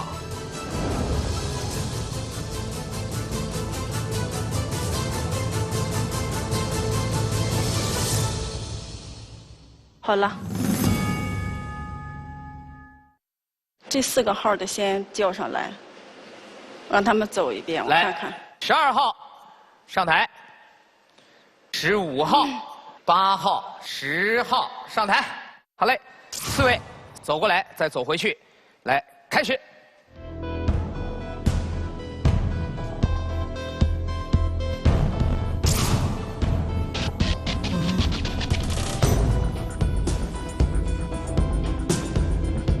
这是一家子吗？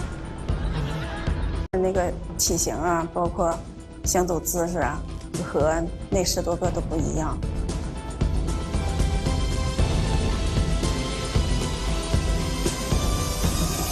可以了。还有我感觉，12号、15号、8号还有10号，应该是一家的。啊。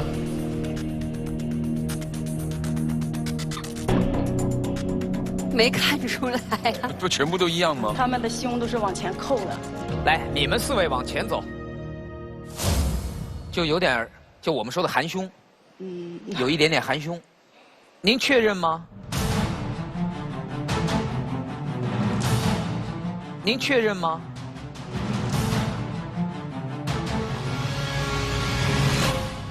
确认，确认。 那接下来我说哪一号的就把面具摘掉，好不好？看你们的反应能力啊。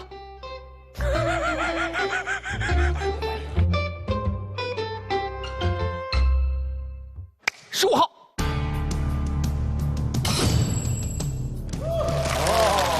小帅哥。帅哥。帅哥。小帅哥。小帅哥。10号。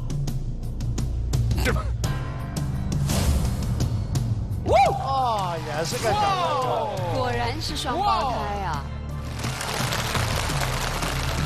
！12号。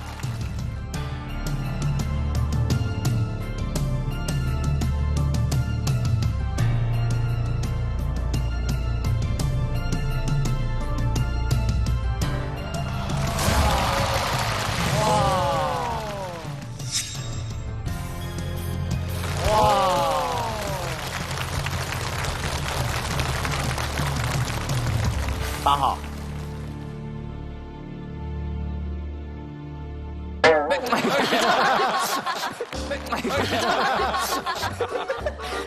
还有这么性急的，哇！4胞胎啊！天哪！哇！他们几个的那个腿型都是有膝盖内收的多一些，肩比较往回扣。他们走路姿势太像了，所以说我就很快就找出来。李博士，您看出来了吗？我看了56年，没有看出来。刚才这个挑战，只是我们挑战的第一部分，对于董警官来讲，完全就是一个热身。我们正式的升级挑战，才要真正开始。真正开始。请董警官先戴上眼罩，回避一下我们现场准备。行。有请董警官，稍作准备。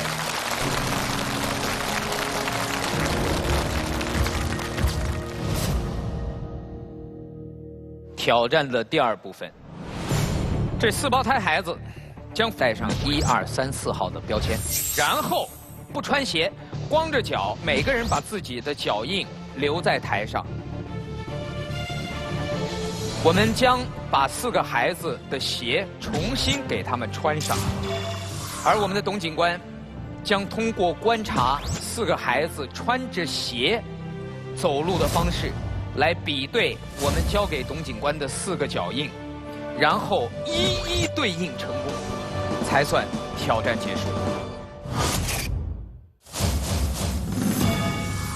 好，4个孩子踩出的脚印我们都已经放在了不同的台面上。董警官，您准备好了吗？准备好了。好，我帮您摘下眼罩，可能会有点亮啊，您稍微适应一下。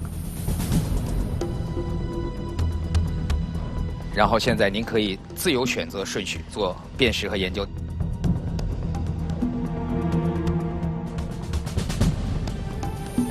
他们4个孩子一共只走了8步，第一双脚印不能比对，因为他是站在那里，最后一个是半个，所以每个只有8个脚印，2个脚，一个只有4步，所以4步很难看出一个习惯性。李博士曾经在董警官第1次挑战的时候说，董警官在那次挑战里完成的工作量，大概是您和您的团队好几天的工作量。那今天这个工作量，您在我不干，琢磨琢磨。就如果交给您这活儿，您都不干，不干，没办法。同卵4胞胎之间的个体差异非常小，用科学仪器都很难进行分辨。它们脚掌的自然生长形状几乎是一模一样的，现场仅凭1行足迹就要找出它们之间的差别，这绝对是不可能的挑战。半个小时过去了，董艳珍还在来回对比，努力发掘它们之间可能存在的细微差异。可以让孩子上来走了。好，董警官在他的这个手卡上面记录了他看到的每一组脚印的特点。那么接下来4个孩子，来，请回到我们的台上。对，开始。一样啊，而且全部都内八。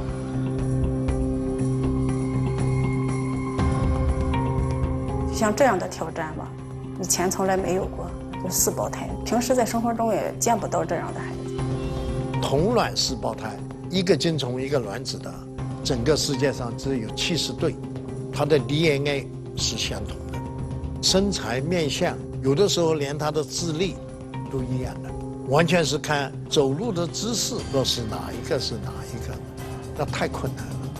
董阿姨没有喊停，你们就一直走下去。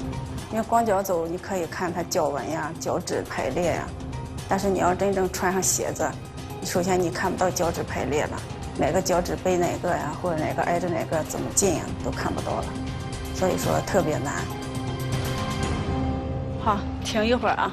好，停一会儿，董阿姨要再看一看。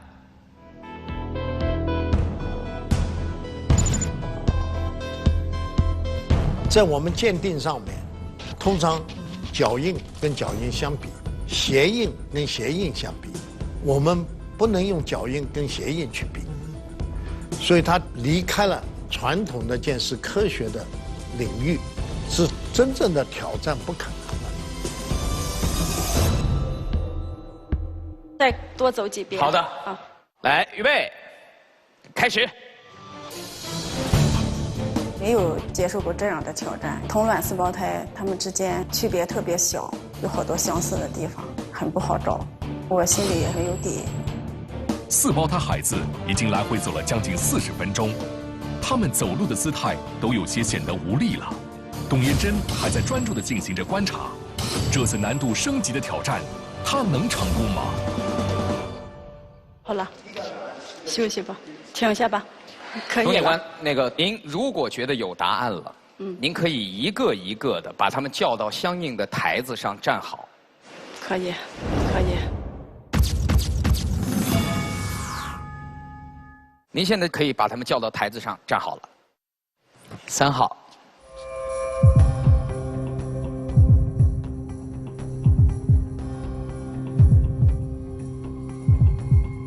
您确认3号是在这个台子，来。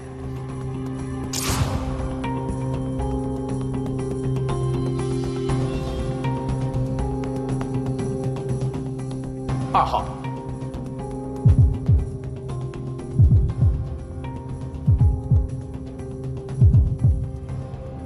2号是在侧面的第1个台子。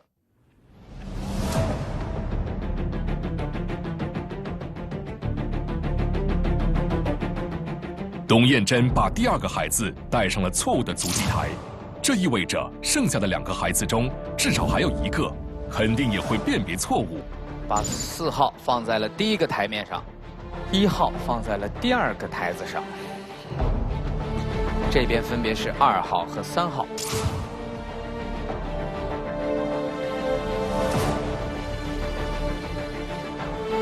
可以了。您确定了目前的顺序？确定。好，我要告诉您的是，您的第1轮挑战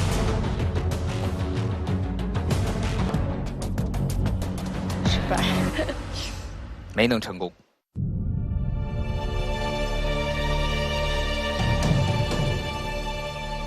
但是没关系，您还可以再调整，您还有2次调整的机会。我要告诉您，您已经选对了1个。选对了1个。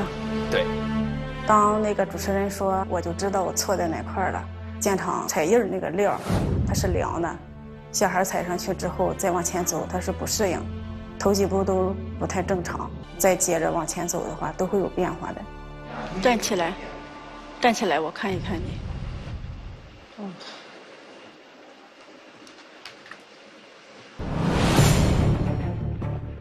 第1次挑战失败后，董燕珍再次对4行足迹展开分析，以求获得更多的信息，来帮助自己进行第2次的挑战。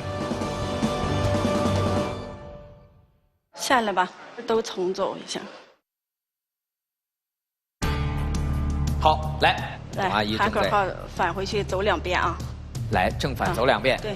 好，慢慢走，不着急。好的，回来，向后转，再走。你停一下，你停一下。你们3个走来。这个4胞胎里边有2个顺风腿，一个左顺风腿，一个右顺风腿，而且一个是左腿做支撑腿，一个右腿做支撑腿，所以说他们分析起来特别难。好了，来，停一下啊，他的对边。好，4号，董警官给他安排在了第2个台子上。来，你们3个再走一遍来。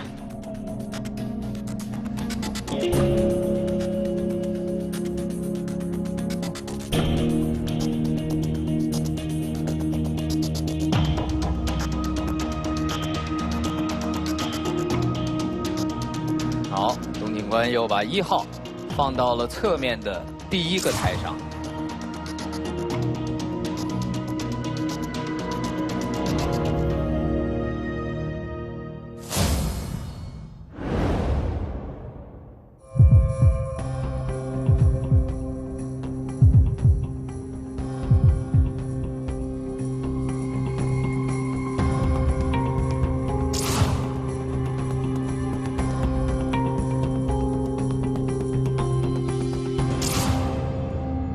董警官又做出了1次安排，您确认之后再告诉我们。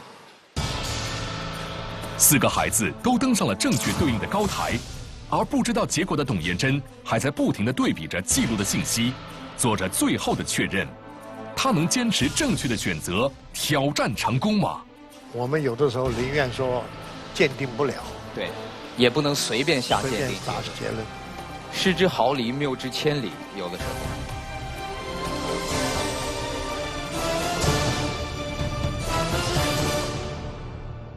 可以了，可以了。哎，可以了。来，董警官，您再次把4个孩子的顺序做了安排，您确认现在的安排吗？确认。好，第1个台子，您的选择是正确的。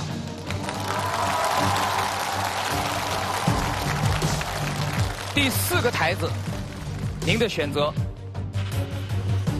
正确。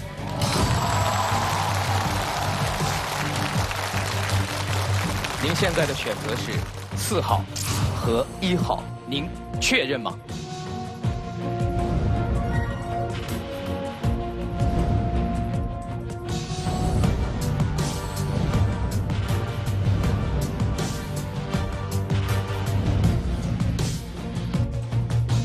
不玩了，不玩了，确认。确认吗？确认。董警官说他确认。好，这是您的第2次机会。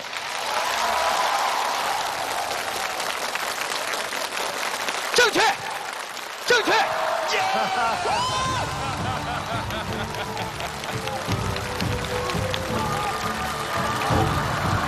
目前的状态，最后一个也不用揭晓了。董警官挑战成功，成功！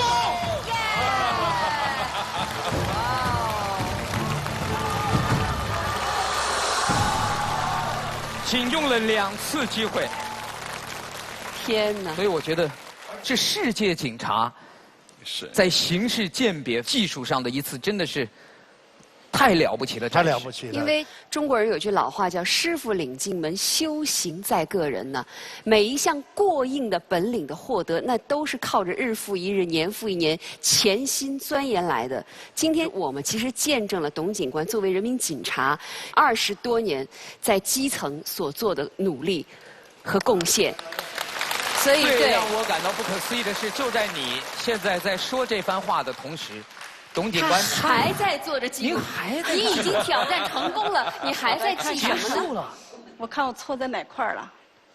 第1轮啊，对。他还在做。我觉得真的，这个小撒是由衷的。其实董警官在生活中不是一个明星警察，董警官的工作是一个社区民警，也就是我们常说的户籍警。他掌管的社区人数高达8000人，8000人，董警官对他们每一个人的了解到什么程度？我这有一个数据，在他们的派出所所使用的户籍平台上，数据库显示，所有的社区民警当中，董警官的使用率排在第1位。他在这个社区平台上的使用次数是6623486次，排名在他们的社区里面第1。我觉得正是这样的第1，造就了今天这样了不起的挑战能够成功。这个就是代表了社区警政的楷模。再次把掌声送给我们了不起的社区民警董艳珍。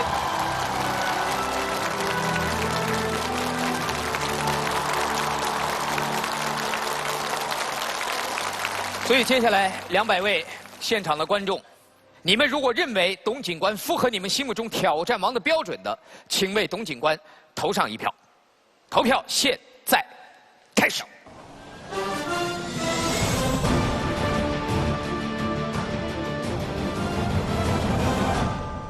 好的，200位观众的投票已经结束，我们来看一下董警官拿到的观众票数是。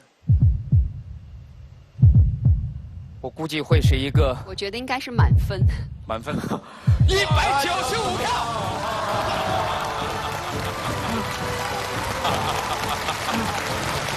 谢谢。我的天！到目前为止最高票数。哪5个没投啊？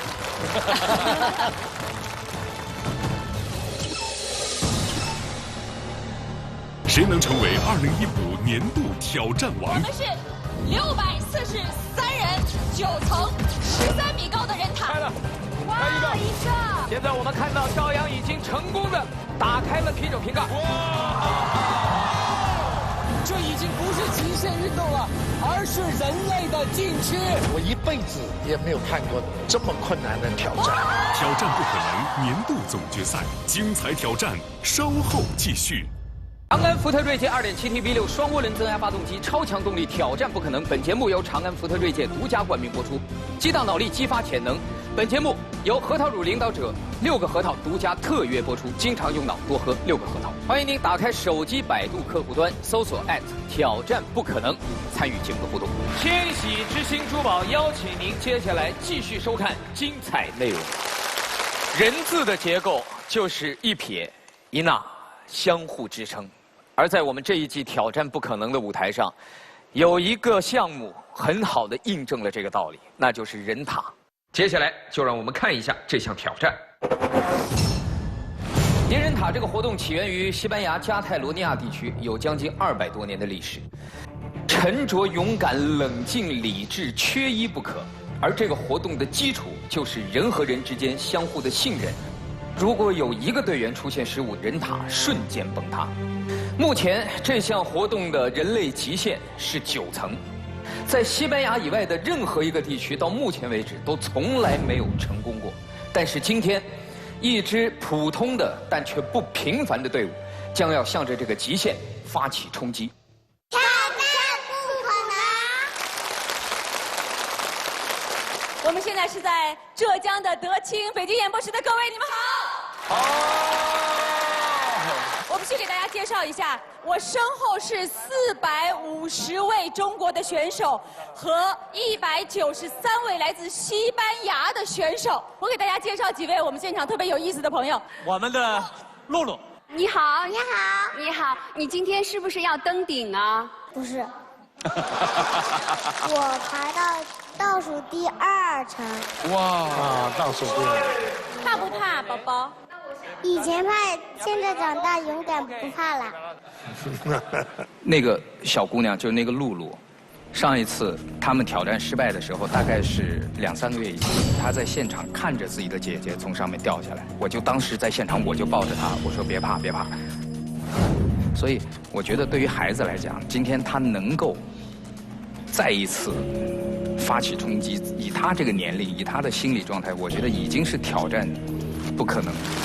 好的，再次跟大家确认一下，我们是643人，9层，13米高的人塔，这在西班牙以外的地方从来就没有成功过。好的，现在整个圈是越缩越紧了，中间会形成一个核，所有人都要把所有的力量推向中间，这样才能够形成一个非常坚实的基础，上边的人塔才会更加的稳定。OK。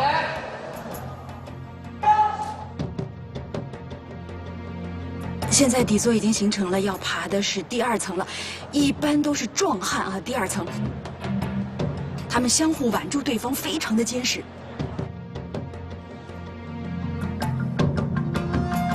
第2层现在已经搭完了，就是差不多小100人左右的一个位置。现在第3层已经起来了，时间不能太长，下面很缺氧的一个状态。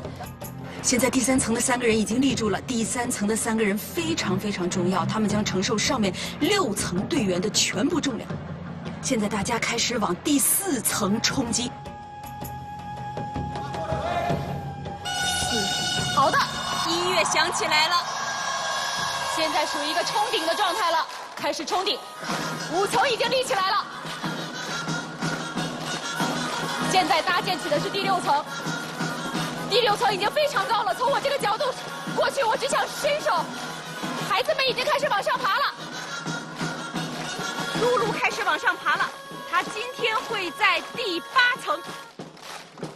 人塔就像一个大家庭，即使是再剧烈的晃动，底下的家人们都绝对不会松手，坚持用自己最大的力量给孩子们最好的保护，而且会不断的鼓励孩子们要往上爬，直到最顶端。这是他们祖祖辈辈血液当中的挑战精神，要通过这样的方式传给下一代。坚持住，坚持住，坚持住！已经到第7层了，马上在第8层，我们就可以看见露露了。但是，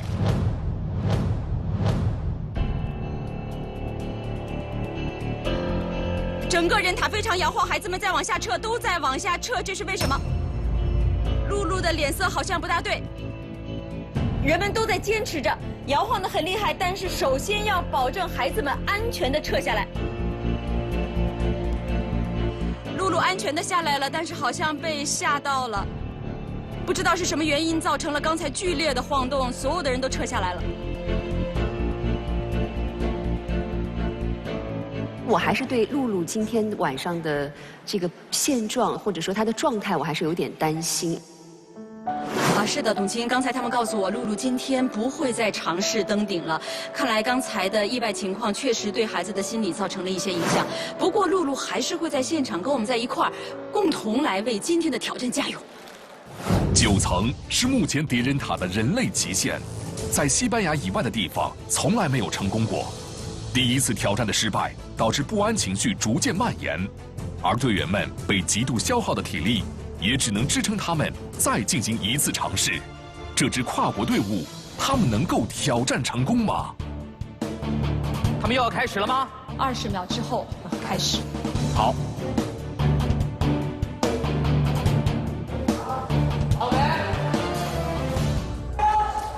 现在中间的人已经发出要开始的命令了。第2层的核心部分开始搭建。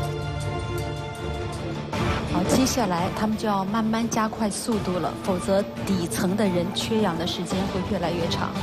你有注意到他们是这样咬着领子上去的吗？就是为了孩子，接下来的孩子往上走的时候不会打滑。第3层的3人基础已经立起来了。4层都是成年人，到了第5层就开始是少年。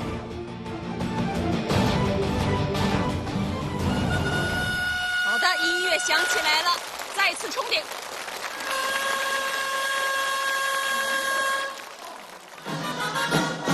哦，第5层是少年，男的；第6层是女生，少女，往上走。但是再往上就是孩子了。现在6层，接下来是最艰难的时候，加油！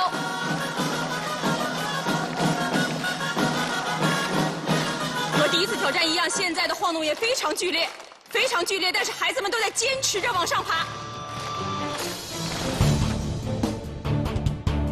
现在是第7层。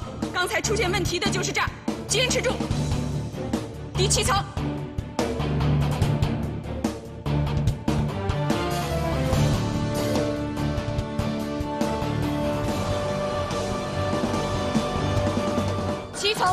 ，8层的女孩上去了，那是第9层的女孩。只要她能够稳稳地抬起手臂，就算成功，是不是可以成功？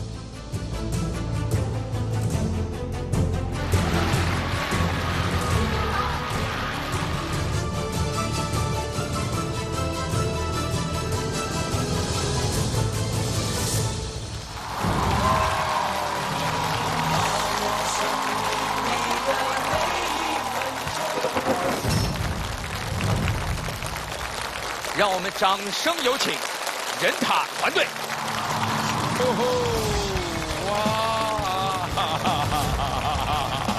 哦，这个人塔还可以移动，哈哈。这是一座移动的人塔，哈哈哈哈哈哈。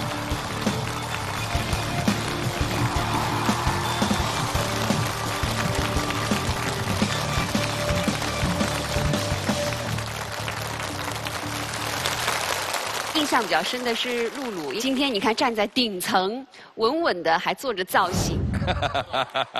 如果我们再挑战7层、8层、9层，你敢不敢爬到最上面去？啊！他很简短的，但是非常有力的说了一个。我觉得人塔每一次的挑战，对于这些孩子们来讲，都是一次成长的经历。2个小朋友，我郑重的把这个一票直通的权利交给你们，来。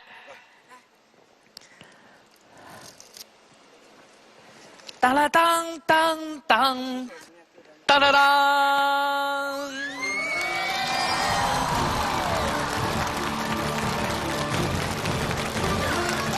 长安福特锐界挑战不可能一票直通权，桃花庄人塔俱乐部和考亚维亚人塔俱乐部9层人塔。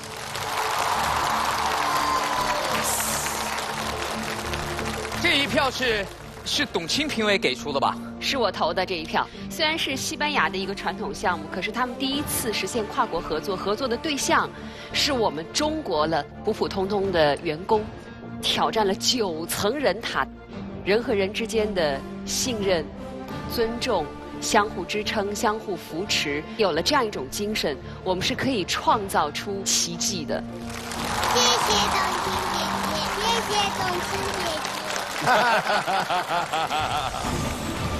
那么根据我们的规则，观众的投票将决定你们是否能进入最终的年度挑战王的角逐。投票开始。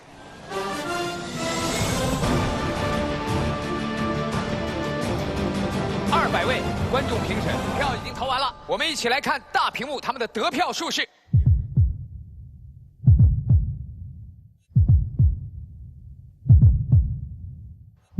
191票。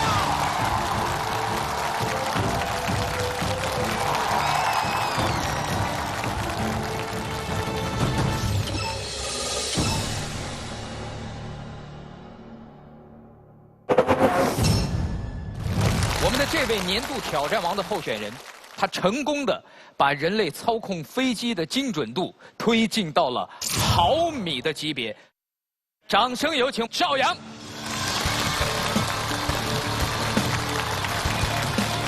赵阳，一名普通的通用航空机长，完成了驾驶直升机精准开启4瓶啤酒的不可能的挑战。开了，开了，开了，开了。而家人的惊喜出现，让腼腆的他真情告白。老婆，我爱你。今天，赵阳又将带来怎样的升级挑战呢？很深刻的是，当时你全家都来了，最后挑战成功之后，你和你媳妇儿还现场表白了一下。是的，还现场抱抱，还现场亲亲了，好像。是的，这个是节目组当时安排的，我完全。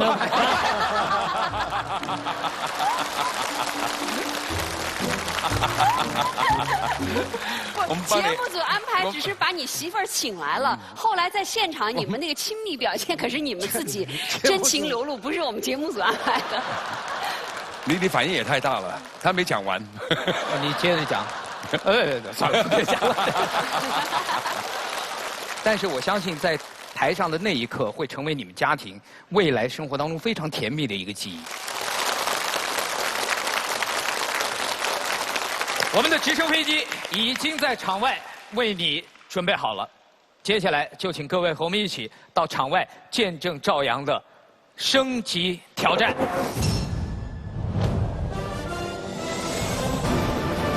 直升飞机已经穿越了我们前方的这座高塔，目前正在稳稳地准备降落在我们的场地中心。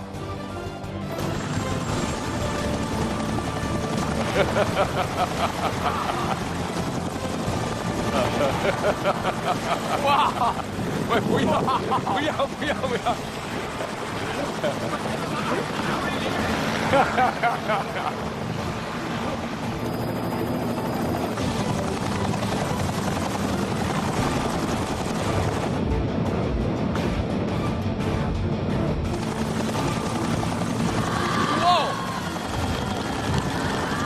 这次的比赛项目比上一次又升级了，我要把我上次没有打开的5个啤酒瓶全部打开，超越自己，挑战不可能。升级挑战规则：5瓶啤酒被分别固定在高度为2米的标杆上。年度挑战王候选人赵阳将仅有1次挑战机会，在5分钟时间内驾驶直升机，利用固定在右侧滑橇上的普通开瓶器打开啤酒。若5瓶全部开启，且不对瓶身造成任何损坏，升级挑战极为成功。他一边要操纵，一边要看着直升机，然后眼睛的余光要看着这个瓶子，是一个很困难的动作。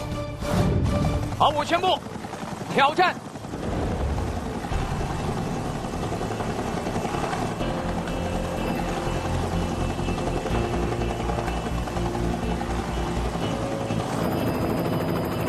开始。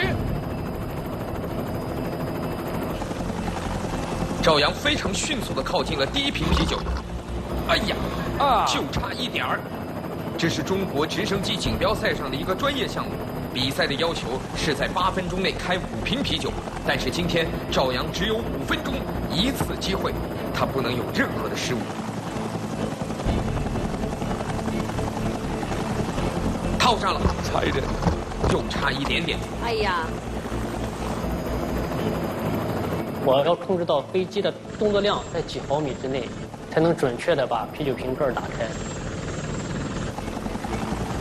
这个确实太难了，他要不断的调整，找到一个最精准的角度。我们看到他现在调转了机头的方向，他还在不断的尝试。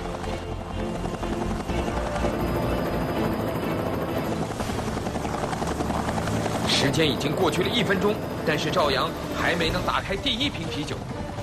每一个微小的操作，甚至是气流的变化，都将影响他的挑战。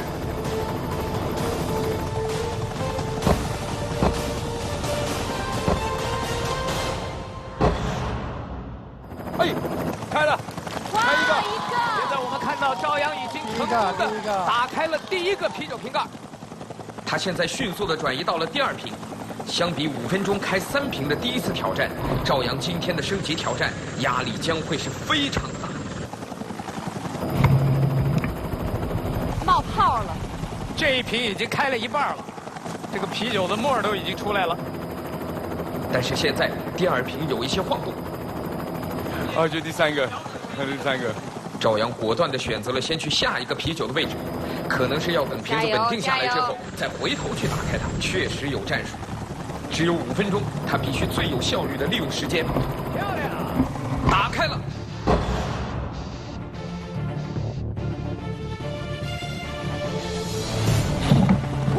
开了，漂亮。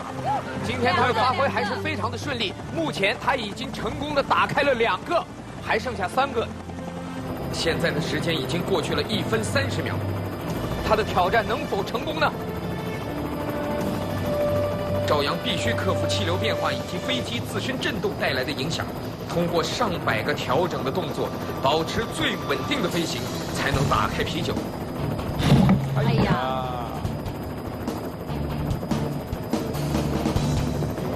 赵阳现在好像，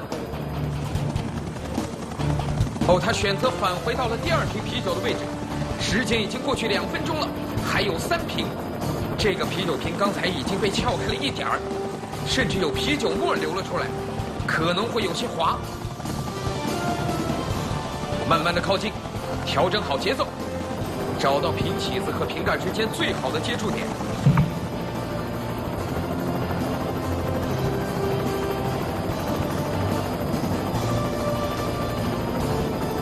加油，加油！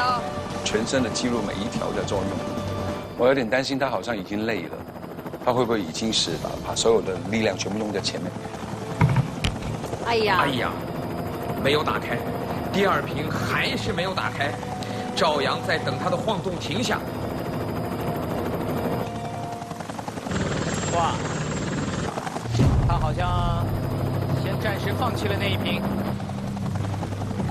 虽然难度升级，但是赵阳他一直在冷静地判断目前的状况，并不慌乱。哎呀，差一点儿！根据我们的规则，瓶身必须保持完好。赵阳现在非常的谨慎。有了，有了。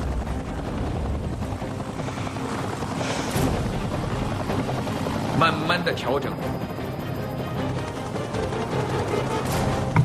哇，这个啤酒瓶盖已经被他撬开了一个缺口。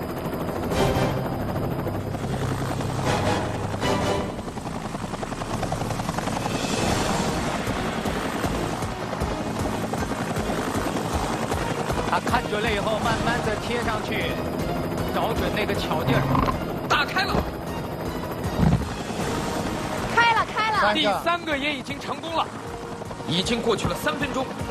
赵阳现在到了5号啤酒的位置，还剩下2个，这是一个需要全身协调的挑战，而且就像赵阳说的，他需要达到毫米级的控制程度啊！加油，加油！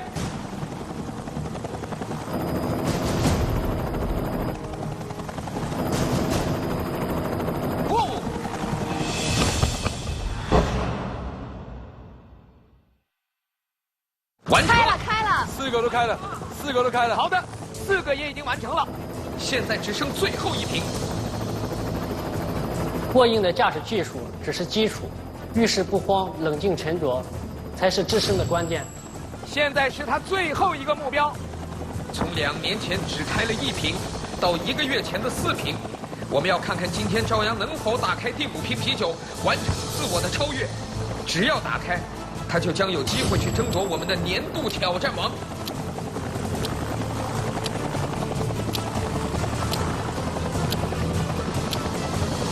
但是这1瓶太困难了，赵阳已经不知道尝试了多少次。现在的时间刚刚过了4分钟，寻找起子和瓶盖之间最合适的位置，他不断的在调整。开了，打开了，5瓶啤酒全部打开了。4分14秒，他打开了5个啤酒瓶。我宣布挑战成功。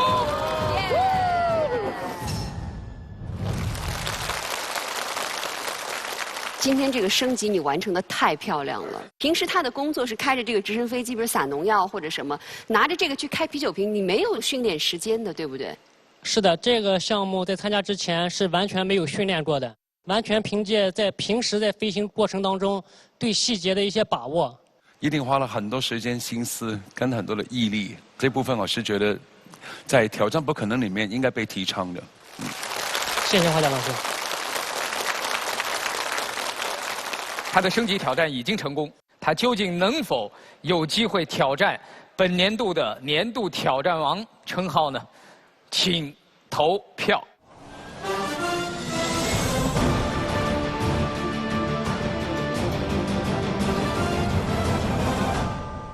我们一起来看一下赵阳的得票数是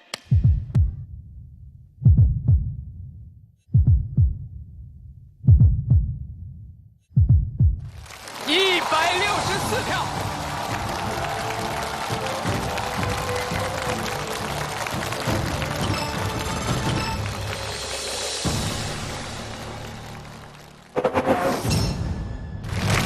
人类能够拥有今天的文明，依靠的就是不断前行的精神。接下来，就让我们看一下这项挑战。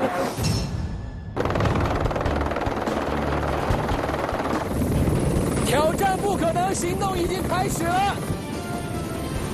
Waiting for Chinese reporters. 从我们这里能够看到，山势非常的险峻，这已经不是极限运动了，而是人类的禁区。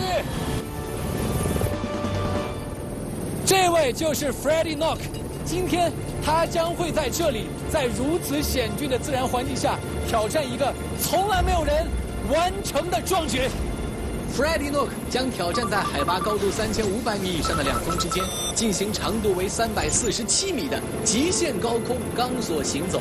钢索距离地面的直线落差为1000米，起点和终点的落差50米。这将是人类不断冲破自身极限、史无前例的伟大壮举。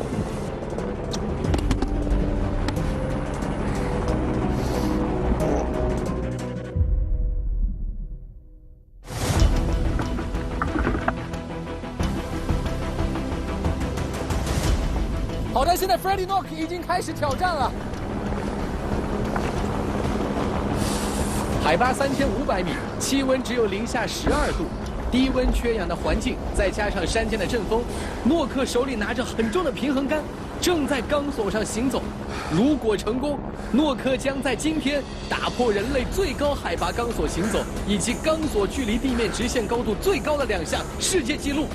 相信这次接近极限的挑战将激发出他内心最深处的无限可能。这简直是一个在梦里才能出现的画面，才能出现的场景。我的天哪！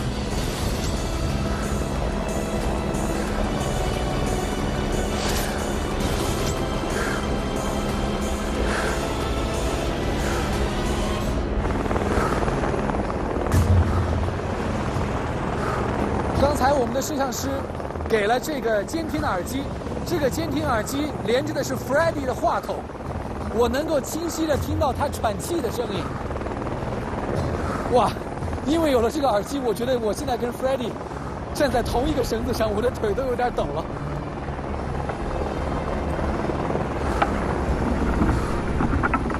山间的风特别的大，从我这个地方看，绳索摇晃得非常剧烈。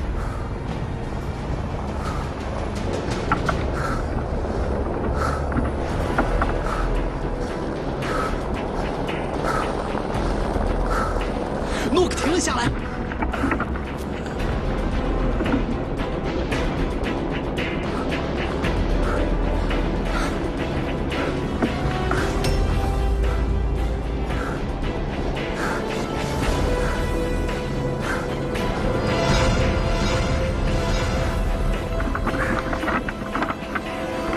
我们现在能够看到，刚才他有一个非常剧烈的晃动，他现在已经坐在了钢索上面。 28 kilo, and you hold it, and when you work with the movement and everything, you get tired here, then you sit down. Actually, I want to go in one way, but no possibility. 他中间必须要休息，他那个平衡杆太重了。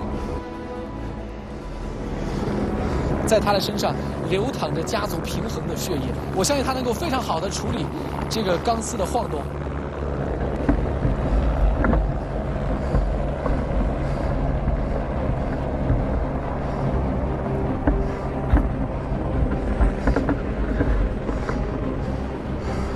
站起来了，摇晃得非常厉害，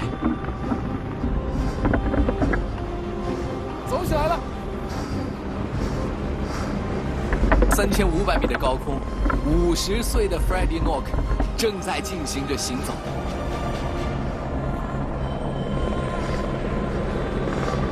现在我们能够很清楚地看到 Freddie， 他的步伐非常的缓慢。 因为每一步，他都跟晃动在做着斗争。这一次，他非常的谨慎。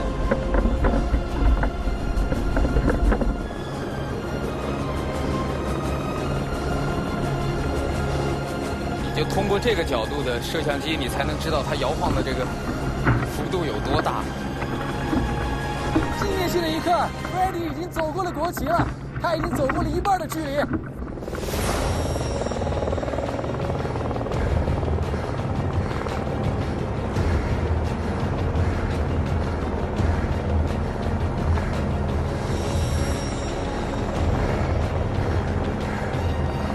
人类从未停止过探索自身极限的脚步。Freddie Nock 在3500米海拔的两峰之间挑战高空钢索行走，就是要打破人类对于高空的恐惧，突破人类平衡的极限。他继承了家族300年间7代人所积蓄的经验，就是要在今天向世界证明人类的力量拥有无限的可能。在今天挑战之前，这座山在阿尔卑斯山脉当中是一个不知名的小山。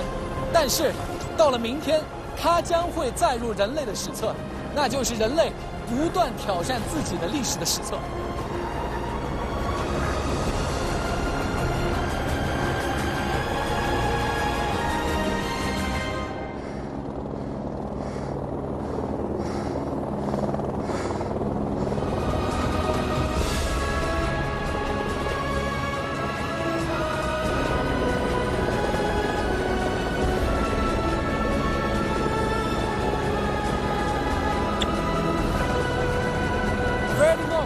还剩下10米不到的距离，就完成了这次人类的壮举。最后的3米、2米，回来了！祝贺 Freddie！Yes！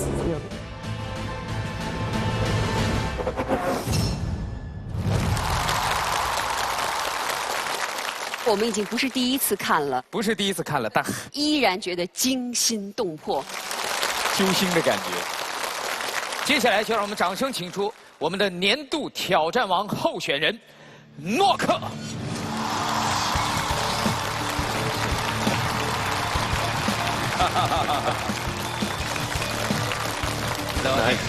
Nice to meet you.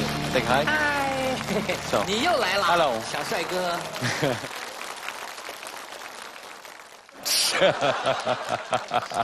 刚才走阿尔卑斯山之间的钢索是创了2项世界纪录。如果我没有记错的话，在诺克身上应该有10几项世界纪录，对不对？ Also jetzt, momentan sind es 22. Ich habe jetzt einen in der Schweiz noch gemacht, aber... 哇，22个世界纪录。 在这段时间里，也不过就是1、2个月的时间，你又创了2个世界纪录。Genau.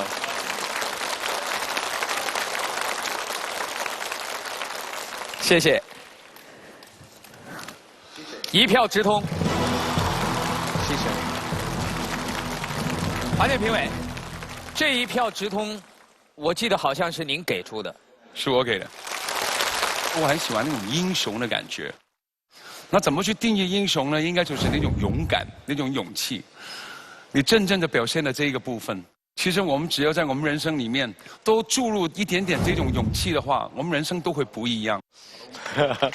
你就是拿到我的直通票的真心英雄。Thank you, thank you， 谢谢。恭喜你。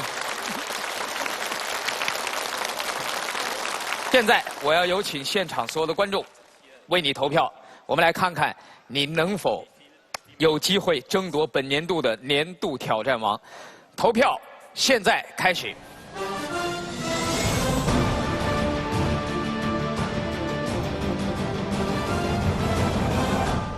我们来看一下诺克能够拿到观众票数的多少票，请看大屏幕。加油！哇，184票！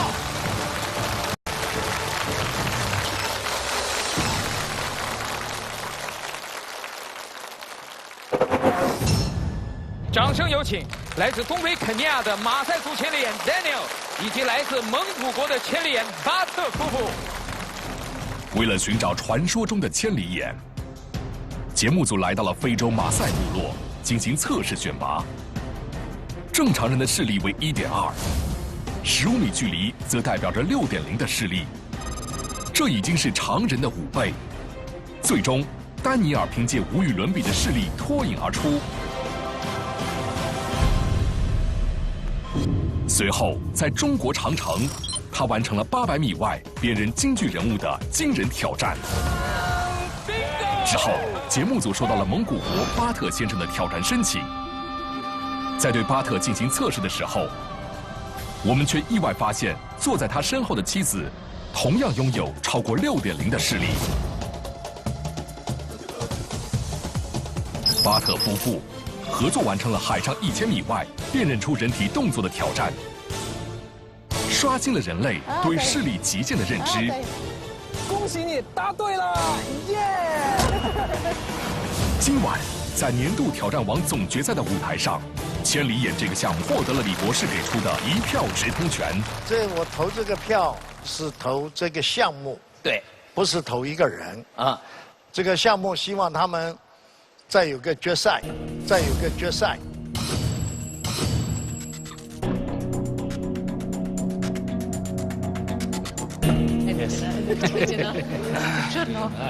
好，挑战不可能年度总决赛，我们将在场外去见证来自蒙古国和肯尼亚的这2个势力的全世界顶尖高手再决高下。 挑战规则：2组挑战者分别站于起点处，对面汽车将从100米处向前行驶，车头放置3个大小为2厘米的一字标志。当挑战者认为车辆行驶到能够看清的距离时，即举牌示意停止。挑战者需要准确写出2个一字，该停车米数即为有效成绩。每组各有2次机会，最终成绩最远的一方获胜。 我们会从2次有效成绩当中选择挑战者最佳的一个成绩，作为他最后比拼的成绩。2组挑战者听明白了吗？好，我们的挑战将从来自非洲肯尼亚大草原的 Daniel 开始。现在我们首先要有请3位评委来帮助我们的汽车车头写下3个字母的方向。 每轮挑战开始前， 3位评委将分别写出3个椅子的摆放位置。挑战助理依据评委的座位顺序，将卡片贴于汽车车头。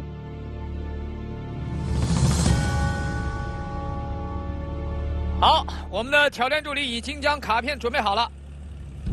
3、2、1，第1轮挑战开始，开始。好，汽车已经开始缓缓地向前行驶。Daniel 只要在他能够看到的那一瞬间举起牌子，汽车立刻就会停下，而他停下的那个米数将被记录为这一轮挑战的米数。Daniel 正在努力地看着。为了让观众朋友们更加直观地了解到视力的差别，我们用摄像机模拟了100米处一般人视力1.2和超长视力6.0所能看到画面的大概样子。随着车辆的不断靠近，看到的标示也会逐渐清晰。而同样拥有6.0视力的他们，谁能看到更远的距离呢？好，Daniel 已经举手了，停车 ！Daniel 已经举手了，停车！好，请我们的挑战助理为我们宣布一下这一轮它的有效成绩是多少米？目前车头的距离是60米。请 Daniel 说出这3个字母的方向。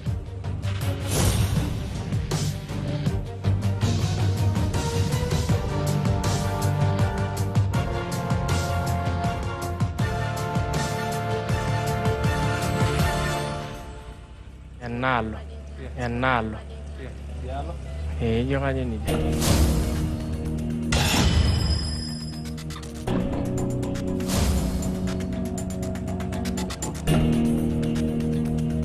李博士，正确吗？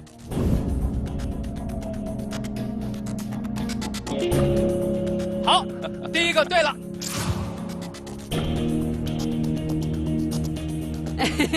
好开心啊！只要再对1个，第1轮挑战这个米数就可以成为有效距离。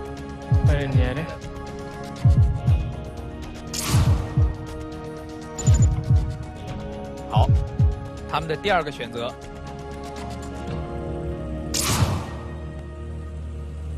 很遗憾，很遗憾。但是没关系，他只要把最后1个字母能够看清楚，他就能够获得这一轮的有效成绩。此时，丹尼尔的首轮挑战1对1错。按照比赛规则，他必须准确指认出第3个义字，该停车米数才为有效成绩。确认吗 ，Daniel？ 这可是你这一轮的最后1个字母。确认了。第3个，正确吗？华健评委。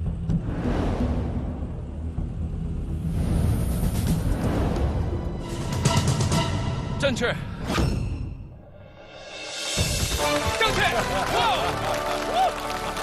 好。那么 Daniel 的第1轮挑战结束了，接下来我们要看一下来自蒙古国的巴特夫妇，他们的第1轮挑战会是一个什么样的成绩？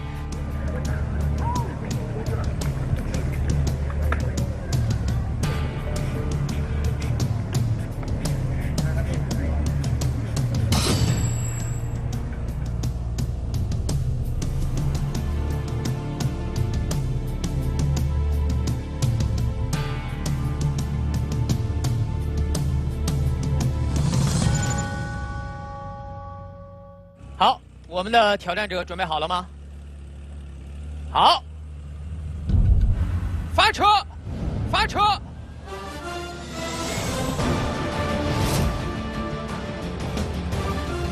来自蒙古国的巴特夫妇，他们的第1轮挑战开始了。汽车同样用非常缓慢的速度在向前方行驶。停车，停车！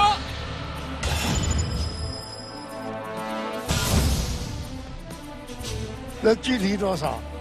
目前车头的距离是83.4米。这夫妇俩这一把也是拼了，争取不给丹尼尔留任何的机会。哇，他们3个，在我说话的这么一会儿功夫，2个人已经把3个都写出来了，确认吗？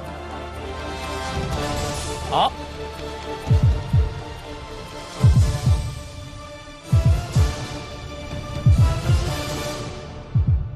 停，辨认。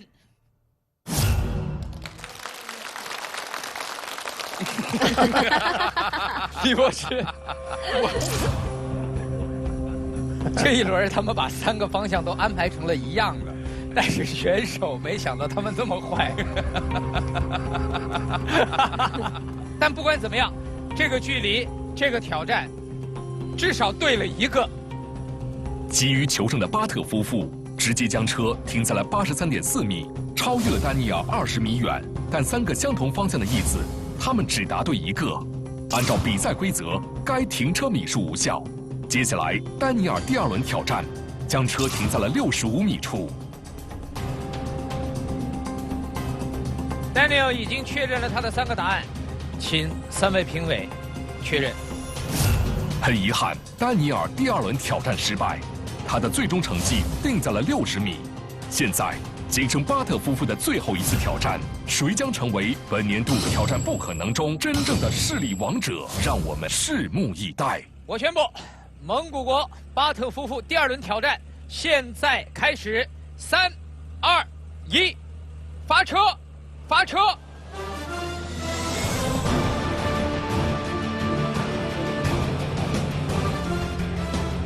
夫妇俩现在还在辨认。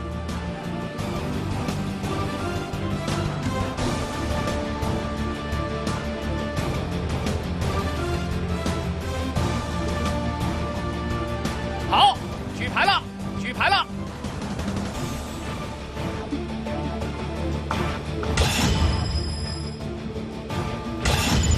挑战助理，请告诉我目前的车的距离是多少？目前车头的距离是70.1米。哇！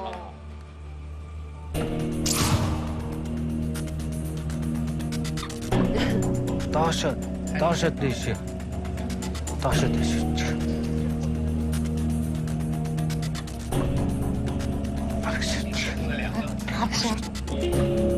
他们已经写出了2个。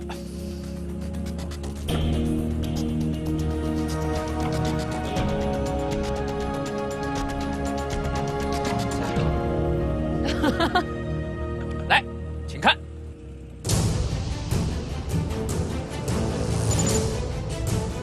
正确，正确。第1个李博士正确，第2个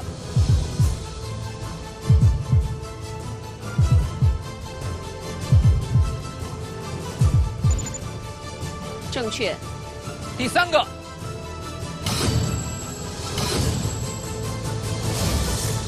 第3个错了，第3个错误。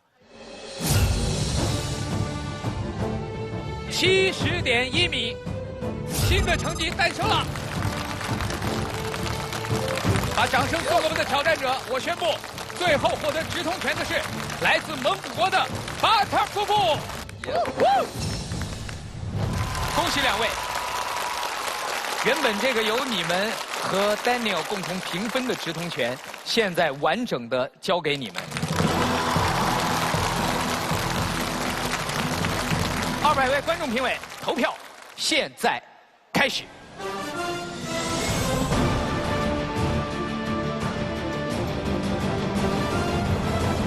好，究竟来自蒙古国的巴特尔夫妇这对千里眼夫妇能够获得的票数是？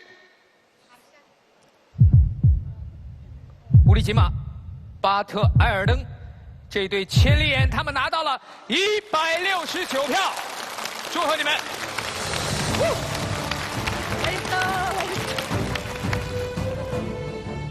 所有挑战都已结束，通过观众投票，排名前2位的分别为董燕珍195票，9层人塔团队191票。接下来30位媒体每人1票，3位评委每人3票，进行最终投票。第1排的这些媒体代表开始投票，第2排的媒体代表请投票。最后还有1排媒体，请各位媒体代表投票。累计得票最高者将成为挑战不可能2015年度挑战王。掌声有请长安福特汽车有限公司总裁马瑞麟先生。 First of all, I would like to, on behalf of Chang'an Futur, congratulate all of our contestants on the impossible challenge. Through your hard work, through the things that you have done, your determination, your courage, you've demonstrated to all of us that even the things that seem impossible, in fact, are possible. So our message to all of our contestants on behalf of Chang'an Ford, and you have to follow your dreams with passion. This is the spirit of Chang'an Futur. This is the spirit of the Futur brand. Never give up. Never stop. 谢谢。接下来，我为各位宣布，他们的总票数：董燕珍警官221票，人塔团队得票数195票。我们来看看评委最终给出的票数是。 周华健评委，他的3票给了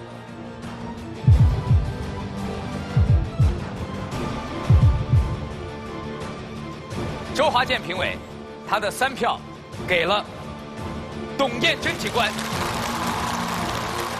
李昌钰博士给了董燕珍警官。最后我们来看看同样姓董的董卿评委。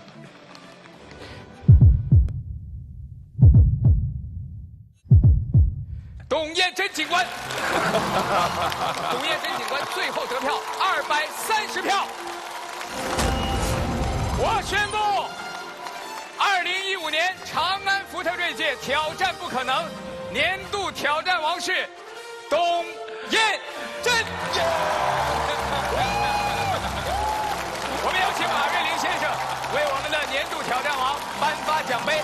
Congratulations. Well done. This is for you.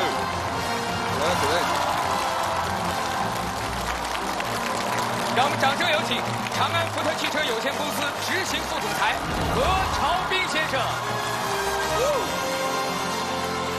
祝贺我们董燕珍女士获得了我们的总冠军。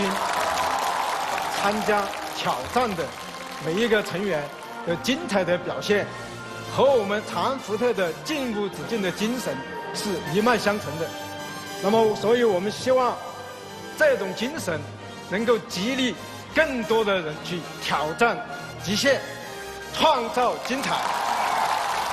2015年度挑战王将获得由长安福特提供的宜商、宜旅、宜思、宜家的全方位领先7座 SUV 全新锐界1年车辆免费使用权。让我们一起来祝贺董警官吧，好吧？来。 我宣布，2015年度挑战不可能到这里结束了，感谢各位，再见。锐意前行，皆由我定。挑战不可能由全方位领先7座 SUV 长安福特锐界独家冠名播出，激荡脑力，激发潜能。本节目由核桃乳领导者6个核桃独家特约播出，经常用脑，多喝6个核桃。感谢北京市丰台区政府北京园博园对本节目的录制提供场地支持。 欢迎登录短视频社区美拍、百度贴吧参与节目互动。登录新浪娱乐、腾讯娱乐、凤凰娱乐、搜狐娱乐、网易娱乐、网易新闻客户端、搜狐新闻客户端、腾讯新闻、中国人的一天、一点资讯、今日头条，了解节目的最新动态。平凡生命，极致绽放。感谢收看我们的挑战不可能